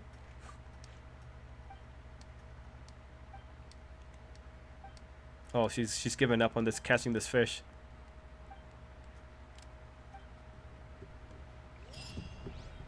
What did Kayla say? Ah, yes, okay, gotcha. I want to know Hori's original backstory for Dobby. Yeah, I wonder. I wonder what that could have been. Nah, man, it's 100% going to be Jack Midoriya. It has to be Jack, Leela. It has to be. I mean, who else could it be? It has to be Jack. Alright, cool. I finished it. Woo! And now I can go sleep. Great. Oh wait, Viz, we need to do you think Best Genius could have subdued Izuku? I think so. I think Best Genius could have maybe have done it. Maybe with tired Izuku he could have pulled it off. I want to believe. I want to believe. Okay, so thankfully Viz reminded me that I did not finish this. So I'm going to finish. I'm going to do this thing, get it done. You know, I'm going to go down coughing and killing my chest here, but we'll do it. No, why are we doing 6? Oh, I was practicing, that's why. So they talked about precautions for Toga. I believe she'll break and talk to Izuku. Yes, I believe so too. What's everyone's take on how they animated Sandman's parade for those who have seen the episode? You know, oh, it's getting worse. Yeah, I didn't really care too much. Interesting that they used CG, but that's probably because it was easier at that point. I'm really curious if Toga is on her own, if she has reunited with the villains. Based on how the story is treating her as a somewhat separate, and I assume she's on her own. What's that? Who that be? Yujiro? Nah, man. Nah, man. Izuku wouldn't be able to handle.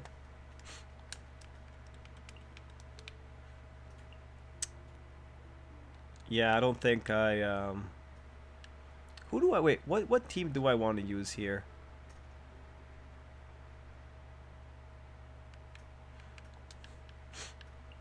Nope.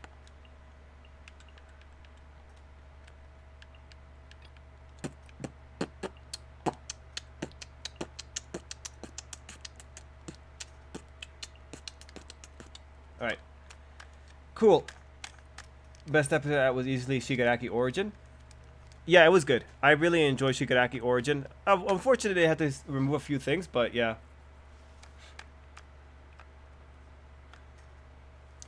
The thing is, White Despair, you also have to consider that Spinner was telling Toga that no matter where they go, that'll still be like their group or whatever. So like, I think a lot of the significance is on Spinner's line at the end.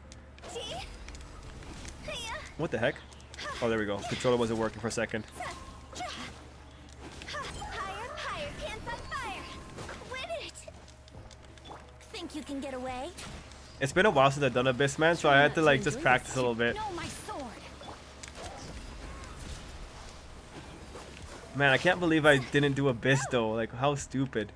Alright, you. Brace yourselves.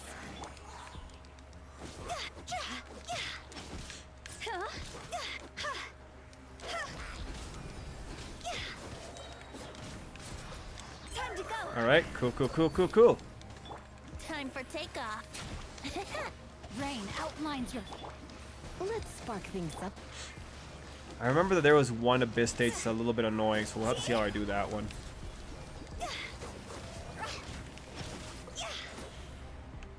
Where's the other ones? Oh, there you are.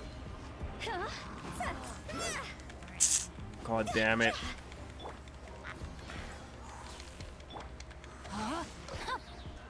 You're in for a little shock.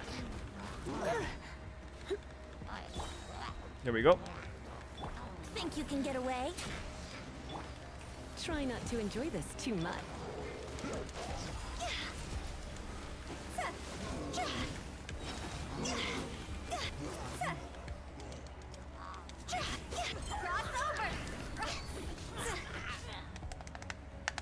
Let's see. Viz said, doing a spiral run.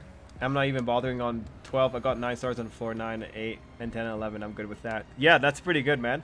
They removed the man. Yep, Mega. We talked about that one yesterday. Pretty interesting move, but that's par for the course with the anime. Okay, so 5 guys here. Oh, screwed up my order. Should have gone with Barb first.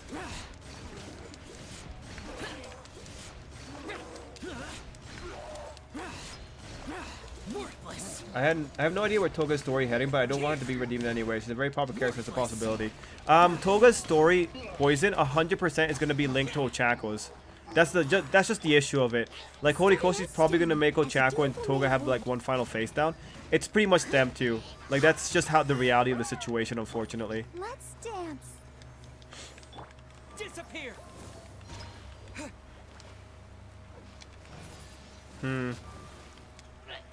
That was not the best move I could have done there. And, Leela, I really don't think you have to apologize. Like, the vast majority of us have been with you because you're, like, a frequent visitor on the chats. Like, we get it, Leela. No worries, man. It's just like we also have to keep in mind that it's really hard to convey the nuance of all of our thoughts when we only have, like, 200 characters to say it in at any given point in time. And I just say, you know, things get lost in the text.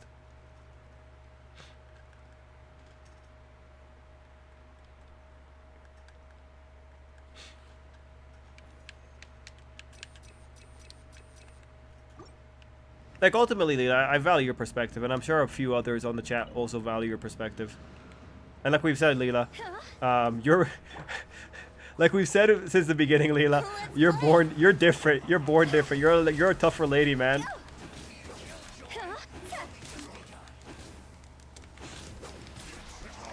Time for takeoff. Oh, God. Oh, God. No, let me go. No, oh damn it. I got lagged out on that one. It's just the League of Villains have been shown to use phones to communicate with each other. Compressed called Toga after license. Toga called Compressed during overhaul. Redestro called twice using Grant's phone during MVA. Yeah, no, I know, man. But like, what takes precedence is the farewell that Spinner gave Toga. Like, I'm not expecting practicality here, man. Have you seen anything on Next Abyss Trip? From what I've seen, it's gonna hurt. Oh, nice. You beatboxing wasn't that half bad. And do you see? Oh, thanks, Ty. Sorry, man. I do that sometimes when I'm nervous. Before they get to UA and takes them out with the strongest followers of show of force. Okay, wait. Before they get to UA and takes them out with his strongest followers of the show of force. I don't know. That'd be interesting. That means that All For One has a border guard or a border patrol. That'd be interesting. I don't know, man. I don't know how I would feel about that. That'd be weird. Oh God, I don't know. Ring cutter.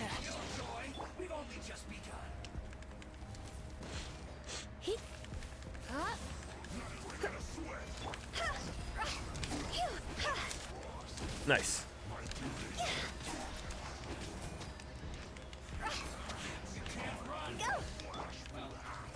Surrender and I'll be Think you can get away? Phew.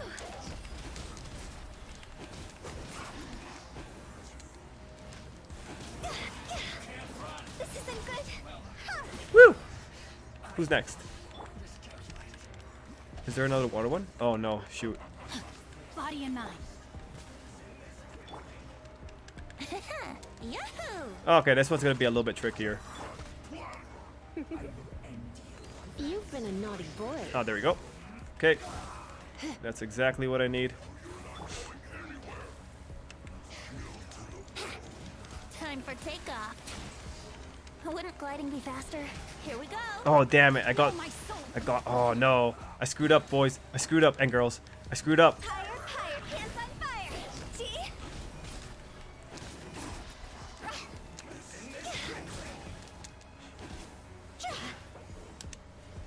The strategy for that one is to use Venti's thing to catch the ice.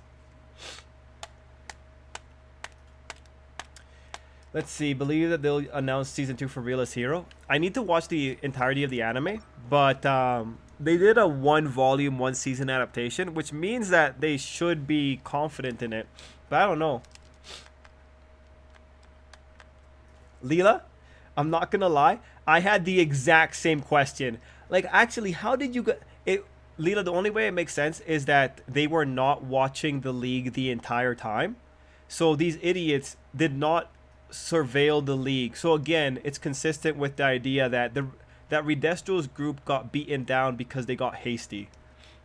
If quirks affect people's personality in some way, could taking it away solve Toga's problem? I'm not sure. I mean, if you take that as if you take that premise as correct, then that's kind of where you end up on. They only managed to find them with the satellite after locking onto the locations. At that point, Maki was already underground.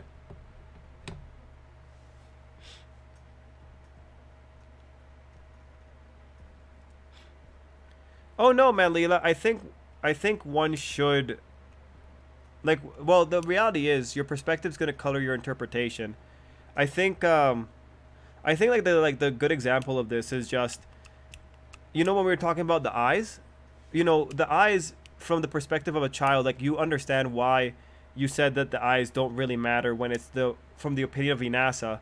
But what was significant there is on the narrative side, well, the author wanted the eyes to mean something. So it's only because the author gave Inasa that line that the eyes became significant, right? So I guess that would be the way you go about it. You have to like say what your perspective is, and then you have to try and say what you think the author's perspective is.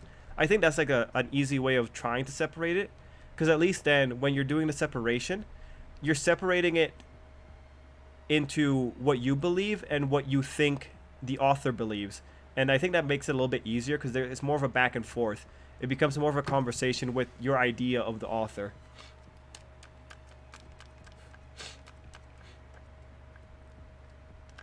I do think it's hard raising a teenage boy. I think it'll be cool if All For One had context outside of Japan and that he's up to date on world news involving, or up to date involving quirks, villains, and heroes.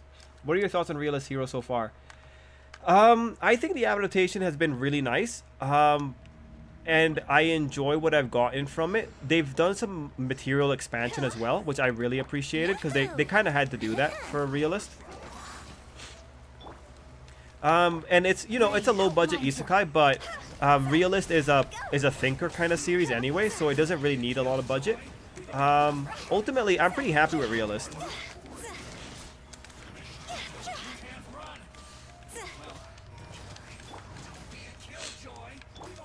You can get away. Here we go. You're in for a little shock.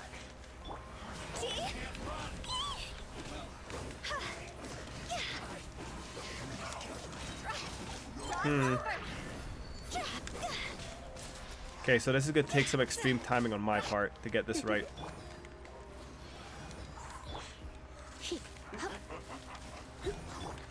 So I gotta see if I can try and take this guy out right now.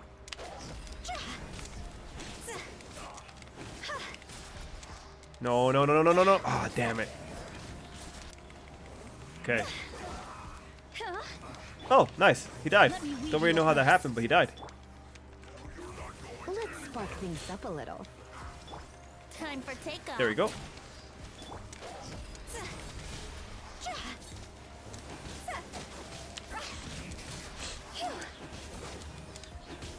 There we go. Higher, pants on fire. Let's see. Let's see. Going rogue also like Bakuman because I actually talked to my son. My son thinks he's all that, and I knock him down a notch. Oh, that's cute. That's adorbs. I hope All For One is using Skeptic's Starlight image. It would really make it impossible for the heroes to find them since they could see them coming.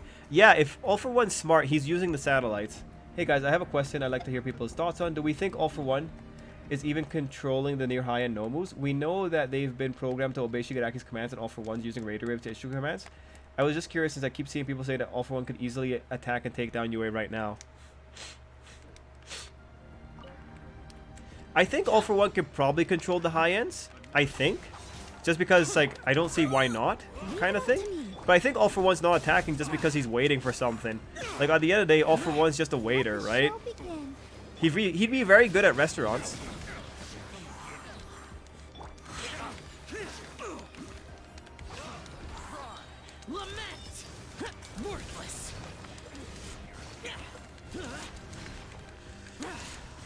Let's see. I prefer Mizuki Bakugo's mother mostly because she is strict enough and she doesn't let him do what he wants. I mean, Bakugo still does what he wants, man. Like I don't know. I see her as an ineffective parent. She wasn't able to curb Bakugo's worst traits. Like she ultimately let society shape her son more than she could.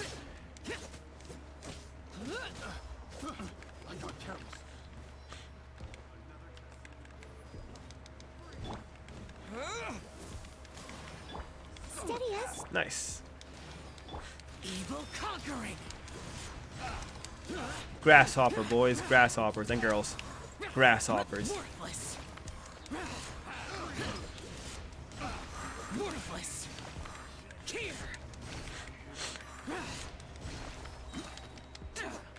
Useless. Boring. Oh, good God. With the wind. I must leave no. Let the show be. Disappear. Okay, the shields don't stop all damage, just absorb some of it. You do more than enough to kill those guys pretty quickly, even a shield up. Thanks, Viz. I think I got used to just my general strategies when I was a weaker player. And so, damn it. Personally, I don't think he actually has the manpower to do that. If the Nomu Obey and All For does have railway, those aren't a factor he can use. So long as Shigaraki is resting, which would mean he has even less manpower than I'm giving him credit for. Yeah, I don't think he has enough people, honestly.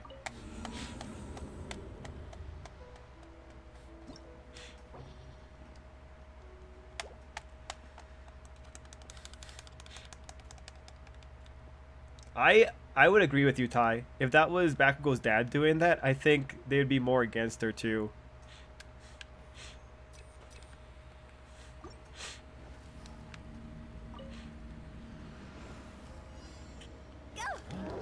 Like there's some fathers that you can pull it off with, but you have to make it a lot more comedic. Because there's a lot of fathers that beat up their kid and tell them to like be stronger. Like for instance, Ichigo's dad from Bleach. Ichigo's dad always attacked him out of nowhere, right? Like we all remember that, and that was funny. But yeah, it's that kind of thing. You'd have to make it like super comedic to make it work. Wouldn't gliding be fast? Think you can get away? Rain outlines your fate. But you know, like this is the problem with Hero Academia. Like it wants to play these games of like, yo, get mad when this one father hits his kid, but look, when this mother hits her kid in the head, it's like it's okay, it's okay, it's okay because I say it's okay because the comedy is here. It's like when Hero Academia said it's okay to tie up Bakugo and put him out in front of the rest of the world. It said it was okay because it's funny, but then we found out, oh wait, turned out it wasn't okay because the villains actually took it seriously. Whoops. It's just like, you know, double standards.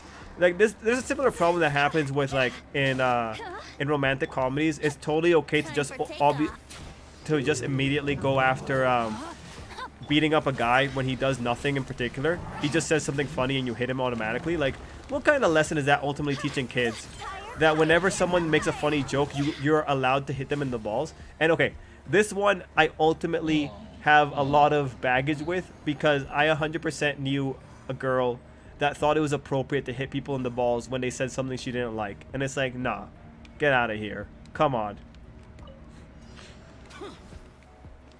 Anyway, that's my little bit of projection for the day. Evil conquering. Wait, where is she? Where are you? Oh, there you are. Ooh, sorry guys. Doing my best to keep those back, but taking some effort.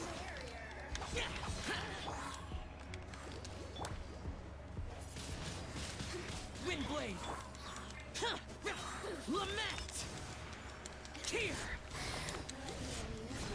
Worthless. I'll read your comments in a second. Worthless. Nope. I'm in debt. Oops.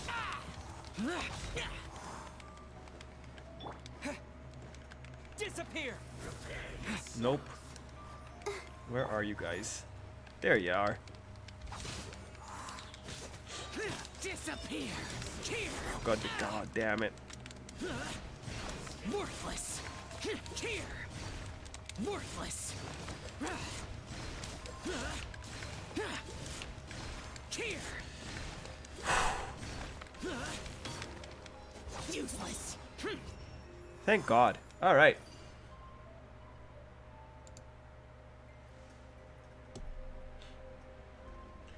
All right. Does Bakugo's mom also, because I saw Bakugo as an example of a neglected child from workaholic parents. I think she worked at an ad agency with Bakugo's father. I think it was an ad agency or like a design agency. It's in one of the one of the chapter volume extras. They really gave Bam a major power. Oh, nice. I know killing is a no-no in Hierarchy Society, but do you think All For One should be an exception? This man has lived for over a century. We all know he will never become a law-abiding citizen. Well, Kayla, remember, All Might did try to kill All For One, so it's not like he hasn't tried before. All For One's just a cockroach. The Abyss Heralds are the ones that take no damage till the shield's gone. But even then, you aren't allowed to kill them before the shield goes up anyway. And see ya, White Despair. Oh, geez, you're sick too? Guy, go to sleep. Oh, and that's great. That's great, White Despair. I'm glad you enjoyed it. Yes, but I listened to everything my mom says and it's depressing. Oh, okay. Ichigo's dad was the best. I missed the goofball. My bride is a mermaid, MC's father. Thanks, Drake. My son is really cute and people are always complimenting his looks. Oh, that's good. I thought that shit ain't important. People can compliment you on kindness and intelligence. But Leela, if your kid does look good, that is going to help him in life. Like, we all know this. Like, attractive people get ahead. They always do. Like, sometimes you look at someone and you're like, why? Why are you so ahead? And it's like, it's because you're attractive. For some reason, people bend over for attractive people. So, he'll have a good advantage if he's attractive and the other two things as well. Like, attractiveness only really helps. They dropped another trailer for SAO Progressive. Ah, yeah. Miguel told us. That's why people hate Sakura in some part. Specifically after what she did during the 5 Kage Summit. That chick was kicking dudes in the ball. Hell no. Yeah, right? No, Leela, 100%. But she was one of those like hardcore anime fans, which is why I really don't enjoy that kind of anime fan. I don't enjoy it when they base their social interactions on anime, just because it turns out into things like that, and I could do without that. But life. Shouldn't have kids being raised by TV anyway. Hero shouldn't tie up the kid, but I got what Bakugo and Shoto got Dabi after my sister was born. Okay, let's see. She has no right ever to be mean to Naruto. Hey, Chip, would Nagant be against assassinating All For One without the public knowing? Since he easily decided to work for him? Her reason was not well thought out. People praise her, but she is as illogical. Oh yeah, no, like Ty, you know this. Like I talked about how dumb this girl's rhetoric was gonna be, how she was ultimately gonna compromise on herself. Like, yeah, no, man, Nagant has a lot of, like, Nagant's not smart. No, she's a victim, but she's not smart.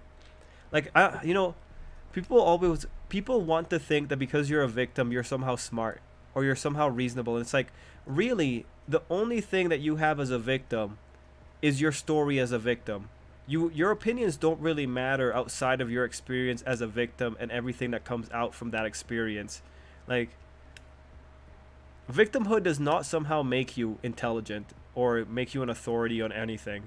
I wish people kind of understood that, because like usually you see it when someone comes out as a victim, everyone starts taking their word and all that kind of stuff, and they start, there's too much of an overcorrection to try and make that person feel better.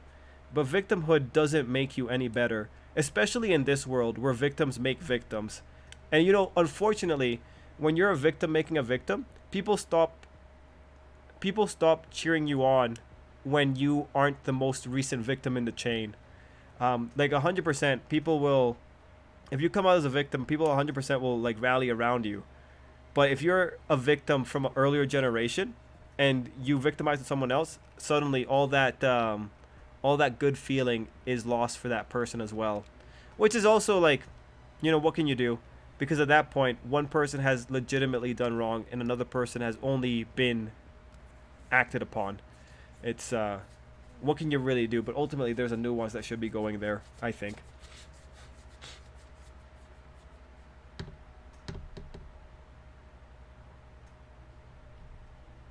Oh, Leela, yeah, you told me about that. Yeah. You told us about this one time.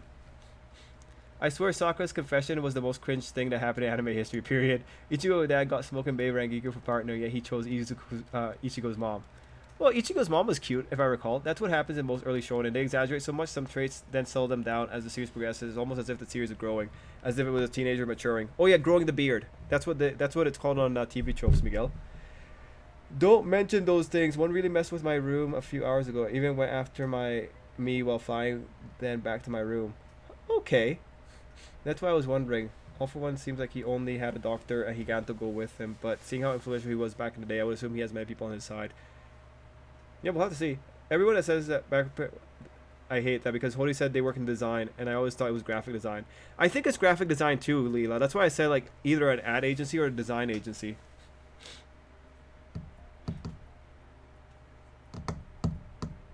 The girl hitting people in the balls would have met her equal lefts and rights from me. My mom taught me if they can give a lick, they can take a lick. Right? That's equality. Like honestly, I'm 100% for that degree of equality. Like me personally, I have no real issue fighting a girl in Fight Club, and I also have no real issue getting my butt handed to me by a girl in Fight Club. Like I mean, at the end of the day, it's Fight Club, and if you're able to beat me up, it doesn't really matter whether you were a girl or a guy. The fact of the matter is that you beat me up, and now I'm very salty about it. But you know, that's part of life. And you guys might be asking, did I get beat up by a girl? Well, I don't remember the fight, so maybe that's the answer. No, like that girl, if I recall correctly, she was a karate girl. Like she was hardcore karate. No, I survived. I did pretty well. I was never really that a fan of striking a lot. So I usually just practiced my defense when I was in Fight Club. So I did all right. I survived. Unfortunately for me, I think I talked about this like way back when we first started streams, but back when I was in Fight Club, it was my issue was that we would do 2-minute matches, and my issue was that I sputtered out after the first 30 seconds because of some bad endurance stuff that has to do with my lungs and all that kind of stuff. Wanna come over for tea? Yeah, my endurance was always really bad, so the first 30 seconds were really strong, and since no knockouts happened in Fight Club, I kind of just had to survive. So, oh, it was good times. It was good times.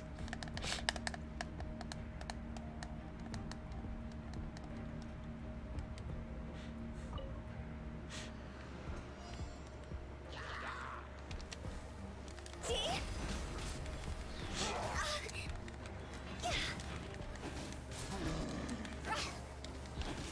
Time to go. Do. No, my soul. Let's spark things up.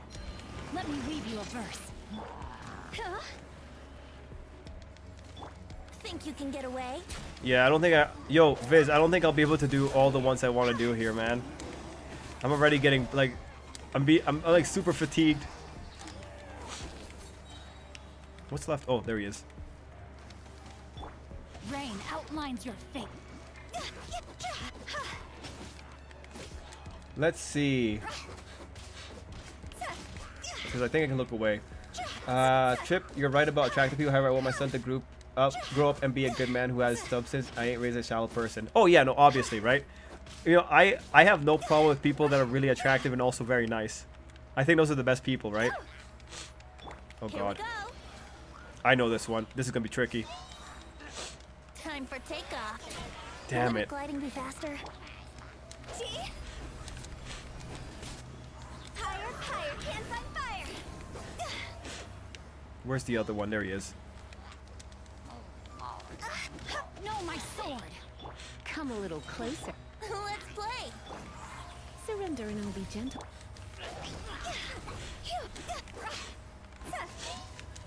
Nope. Go take this guy out first.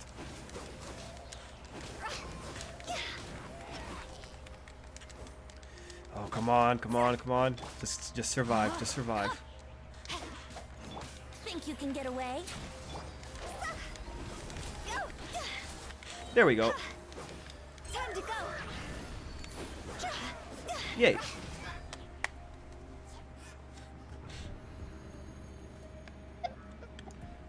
Bakugo's father looks like a graphic designer, not a fashion designer. Also, Bakugo's house is amazing, just how spoiled he is. Have you noticed that in My Hero Academia, all the children look like their mothers? What's up with that? Most children look like their father. I don't know. Yeah, I don't know. I've never really looked at that, Leela. Never really noticed. Well, of course you survived, duh. Good point, Animamus. Yeah. Let's see. Remember when Sakura made fun of Naruto for being an orphan in part 1? Yeah, that was messed up. Have you read my comments? Also, what? Are you Kenichi not wanting to grapple the girls to not hit them? What? No, Mega Green Kirby. Like, I just didn't like striking all that much. So, like, while other people's might strike for, like, maybe what? Probably, like, 70 strikes in the round. I probably just only go for maybe a maximum of 20 strikes. No. No, like, again, like, if a girl's gonna step up and fight you in Fight Club, you should respect her to fight her the same way you fight the other guys. Unless you're taking specific considerations for their style. If you're taking specific consideration for their style, then obviously you should fight them differently. But no, man, how did you get that? How did you get that interpretation from that, man? Fighting is fighting it has a gigantic spectrum of different maneuvers that you can pull off in, like, within it. First rule of Fight Club. No, no, Ty. A real life Fight Club wants more people to join. So first rule of Fight Club is to talk about Fight Club so you get more people to join. Come on, Ty. This is the real world. In the real world, we share. No, Robert, I do not. What Sanji's next power-up will be? Probably like some kind of weird body strengthening, I think. Honestly, I'm constantly sticking and moving at work since the patients sometimes try to attack me. Just yesterday, the patient had an episode and thought I called her white trash. Oh, okay. I mean, it's not a shock to me that attractive people turn out to be nice. If they're attractive, it makes it more easier for them to be accepted. I mean, but the thing is, like, some attractive people get stuck up, right? Because life gets handed to them. Like, you want a humble, attractive person. That's what you ultimately want. Everyone to come up really humble. Favorite line from Kenichi I live to this day is when the elder said he'll take on any woman, any man, woman, child, or animal that chooses to face him. Yeah. Oh, see ya, random. Ah, gotcha, Mega. Gotcha. Sorry, Mega. It's always so hard to tell with text. Robert, what category? Oh, oops. Let's see. Steady as stone. Has a good night shirt. Do I want to go over there? No, probably not. Lament! Here! Worthless! Kazuma will be proud of you for sharing true gender equality. Yeah, man, gender equality rocks. Worthless!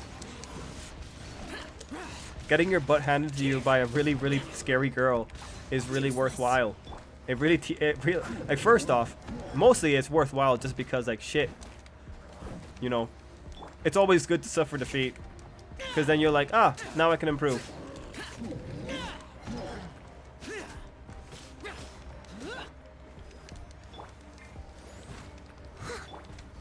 That said, this is gonna be a different topic, kinda, but this is just, I know like I know a couple of professional boxers in the local circuit in my area. Well, I guess like the one girl I know, like, she's an international boxer. Like, she's got some. Wait, who's healing? Who's healing? Oh no, he's healing himself. Like, you know, when you're an amateur or you're not really doing anything important, it's totally okay to have the mismatch with a girl versus a guy. But once you get into like professional boxing, even a girl sparring with a guy can be very dangerous, just because, unfortunately, because of the biological realities, it just makes some things harder. So it was really unfortunate with this girl, because, like, I'm aware of her, and like we're acquaintances, so we're like mildly friendly. But like this girl, I think she's pretty like I think she's top 20, or she was top 20 during her like heyday. Yeah, this girl, she just never spars with guys. Just one, because it's incredibly more likely for her to get injured, more than she would in a normal spar, and also because it doesn't really help her for the specific opponent she's going to face, just because at those moments in time, the guys are usually hitting with different weight behind it. You know how it goes. It's the same reason why you wouldn't seriously practice with someone like two weight classes above you. It's just the capacity for danger, and the things that you ultimately learn aren't going to help you with the person you're actually fighting. But the reason I bring that up is just because it was interesting how when it comes to the professional area, like, she has to be so careful with who she picks as a sparring partner. Evil conquering. And then like the other reason is like when some guys get turned down the opportunity to spar with her, you know, some people get salty and they like start telling her all kinds of things, and it's like, come on, man. Like at the end of the day, she's aware of like the realities of the situation, and she's probably acting out of extreme caution because she doesn't want to screw up her chances here. And especially like a lot of times, some people aren't trained enough to be good sparring partners, because like there's a particular way to spar that people don't really learn how to do, especially if they're not used to fighting in general, which is unfortunate.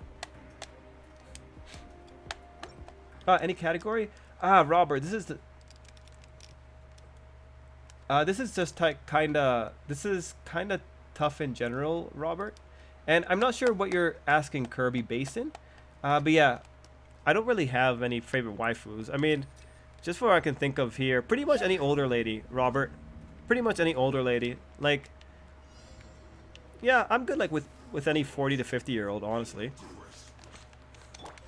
Yahoo! You're in for a little shock. Older ladies are the best ladies. Time to act.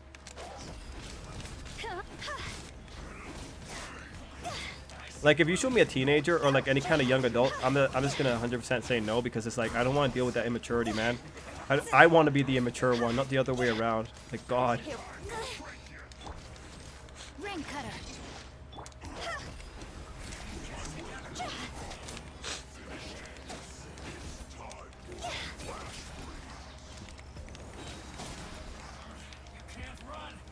Higher, pants on fire. Try not to enjoy this too much. Oof, oof, oof, oof. What's going on here? Time for takeoff. Go. Phew.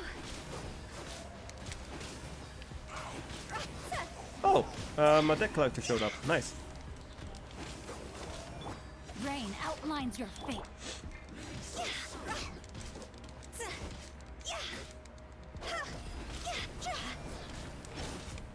Oh, yeah, might have been another word that sounded like it. Let's see. Any real fight clubs? Leela, there's probably underground fight clubs, but like the fight club I did was just above ground. It was largely just sparring, just pretty much people just practicing after school and all that kind of stuff. I mean, really, if you go to like any studio, you could probably just do some regular sparring with any of the other guys there, or any of the fight gyms. Yeah, probably fight gyms probably have a bunch of sparring people. Oh, nice, Ty. Yeah, have fun, man. Do it. Men are so fast when it comes to fighting. I hate fighting men, while women are just ruthless. I'd like to never have a girl grab or knock me down. Chick won't even get you a chance to recover ever. Exactly, Leela. Exactly. Like when girls fight, God, it gets bloody. When guys fight, you could be like, all right, nice, nice. There was something good there, but when a girl fights, oh God. Pray there isn't a cinder block nearby, because that cinder block's going to become really plot relevant pretty quick. With the wind. I'll protect us. Let's see. How should I do this? Disappear. Here. Here. Worthless. Here. Nice. Dead. Alright, where's that girl?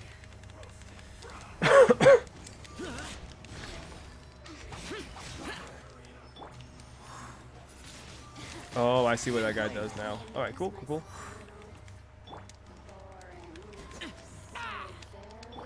Let the show be. Wow, everyone loves saying that everything's boring. Get out of my. Do. Where is she? There she is. Evil conquering. Worthless. Pip, you like older? Why? What are the ages you like? And where do you draw a line? Well, Leela, that's a bit of a personal question, but yeah, I don't draw any lines. Like, really, on paper, I don't really draw any lines. Like, I'm thinking back to my past experiences. Yeah, I don't draw any lines.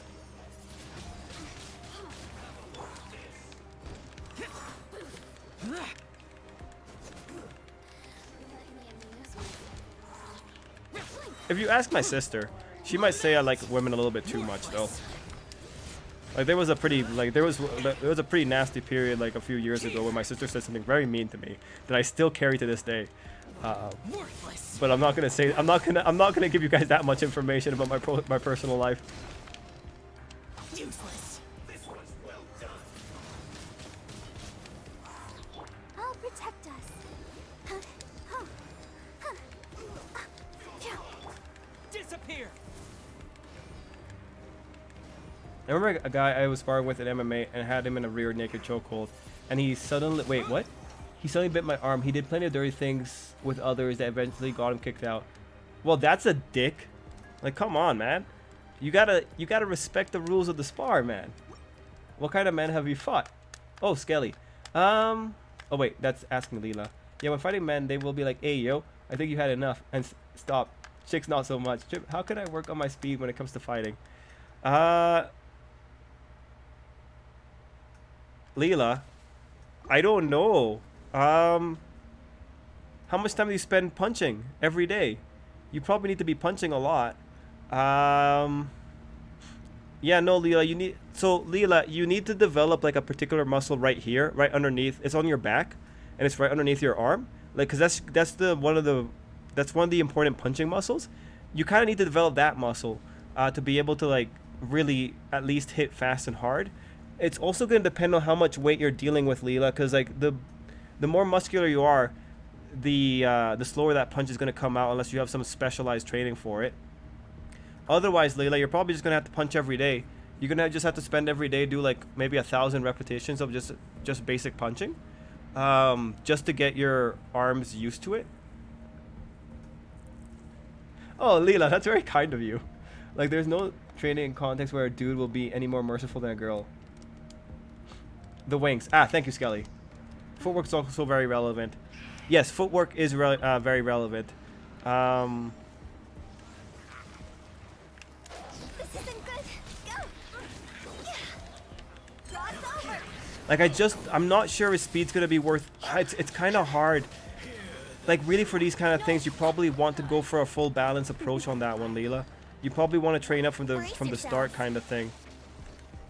Just because if you go in there just wanting to get like some speed on your punches, you're probably gonna end up having really light punches, unless you know how to throw your weight behind the punch. And like, to know how to throw your weight behind the punch, that means you need to know how to do that means you need to know how to shift your weight on your foot. So pretty much it goes back to footwork. Time to act. Yeah, Leela, you'd have to just start like a bunch of exercises. So I'd say like just start the punch repetitions, and then to make sure those punches don't get compromised and become butterfly punches, make sure you're doing something to get your weight behind it.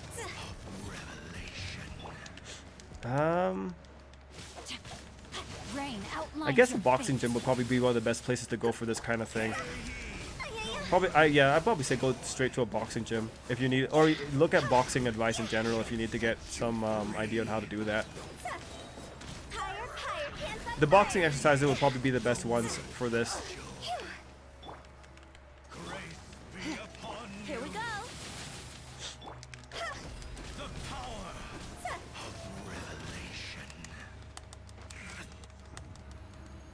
You don't win a fight by jabbing. No, you don't win a fight by jabbing, but a sucker punch, you do win a fight with a sucker punch. I mean, like, at the end of the day, the jab is there to... I mean, like, one good shot with a jab to the chin. If you get a good shot on your jab and you go for the chin, but that requires catching someone really off guard. But if you do get a good shot on the chin, you could rattle them enough to go for the uppercut. And I mean, like, a good jab might break the nose, and that's enough to shock most people. Like, it takes usually a really experienced person to just fly through a nose break. Reduced to just standing around. Girls go for eyes. Really try to scare your life. Some combs can be dangerous, like the ones. To punch the iron trees like tigers and Kung Fu Panda. Well, that is a legitimate tactic for some schools. Jabs are the fastest punches. Yes, agreed.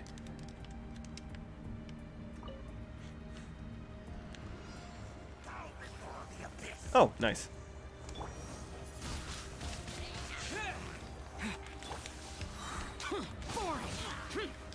Disappear. Here. Worthless. Dude, what about how they gain speed in my dodging? Asking for work because I can't hit patience. Worthless. Oh, no. Leela, a good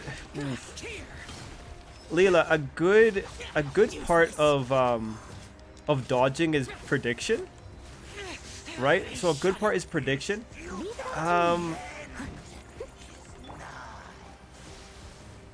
So I guess that turns into footwork. I'll have the other guys that are experienced sparrers talk here to help out here as well here, Leela. But that would be footwork. Like, honestly, to get better at dodging, you have to get hit a lot. That's what I would ultimately say. Like, dodging is such an active skill that you need to be doing it multiple times to learn how to best dodge. Like, you don't just simply do some leg exercise and then suddenly you know how to dodge quickly, right? This is something that gets honed and then it becomes kind of reflex. So that's... Leela, you're gonna have to like take some hits, or you're gonna have to like... I don't know how to replicate dodging experience without having someone try striking you. Otherwise... No, wait. There is one really Cuban way of doing that training. You'd have to get a rope, and you'd have to swing that rope around you, and then you'd have to kind of learn to like move around the rope. If you wanted to do it the most backyard Cuban way, that'd be the way to do it. You'd have to do just rope training in general. But honestly, like backyard Cuban training, you really should just see if you can find Leave it all to me. I guess the other way would be to do shadow boxing, but you can't really do shadow boxing if you have no experience on how someone fights properly.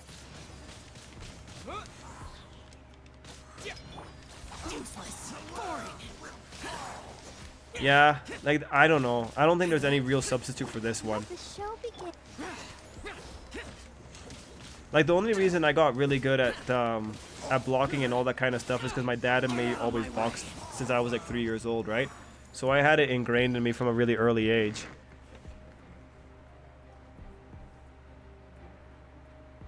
You believe Shannon was a good or bad villain? I think he was a good villain.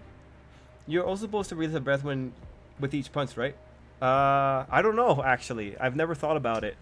I might not be the best person to ask because I have my stamina issues. Oh, okay, you're really good. Okay, that's great. That sounds like Crawler in the current situation. Yeah, Animamus. Yeah. Shen was the best Kung Fu Panda villain. He actually reminded me of Frieza. So talking about girls, not sure if I asked already, but probably yes. If you were to get a Sekirei, oh, okay. What look and personality would you like? Oh, no, Mega, you've never asked me this.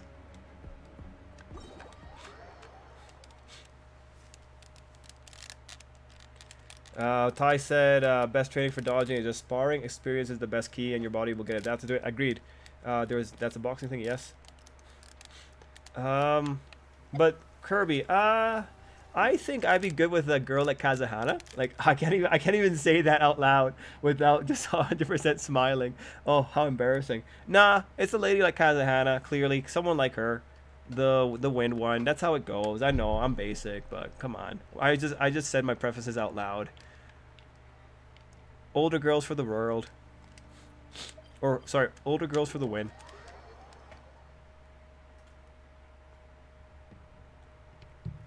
Then, Leela, if you want to get better without actually sparring with people, even the drinking, I'll learn to. You know what? That gives us a character arc. That gives me a something to work on.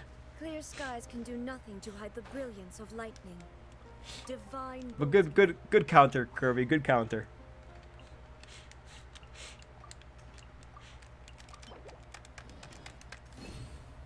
But yeah, Leela. If you have basic experience, then maybe the best thing would be to improve cardio. Because if you could improve cardio, then at least your legs get used to moving at fast rates. See ya, AN683. We're kind of disappointed with Vigilantes. This fight with number 6 is really not great. You know, Seth, I do think it's kind of odd too. It's a really odd fight. I do like I 100% like the imagery of Crawler underwater. And, you know, the line that Crawler lives in these depths. I love that line, but I'm like, how does this guy have the clarity of mind to hallucinate someone giving him the right lesson, right? Because this is ultimately an he's having a Number 6 is having a figment of his imagination give him correct interpretations on his enemy, which is like, I'm not sure that's how that works.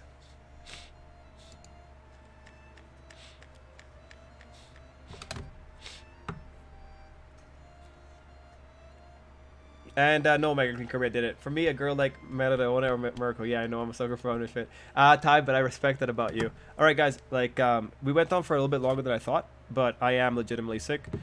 So let's call it here, or let's start calling it. I'll start saying goodnights. And Skelly, thank you so much for contributing. It's so cool when we get to talk about this. Unfortunately, I'm so out of practice now. I'm probably never going to fight another day in my life.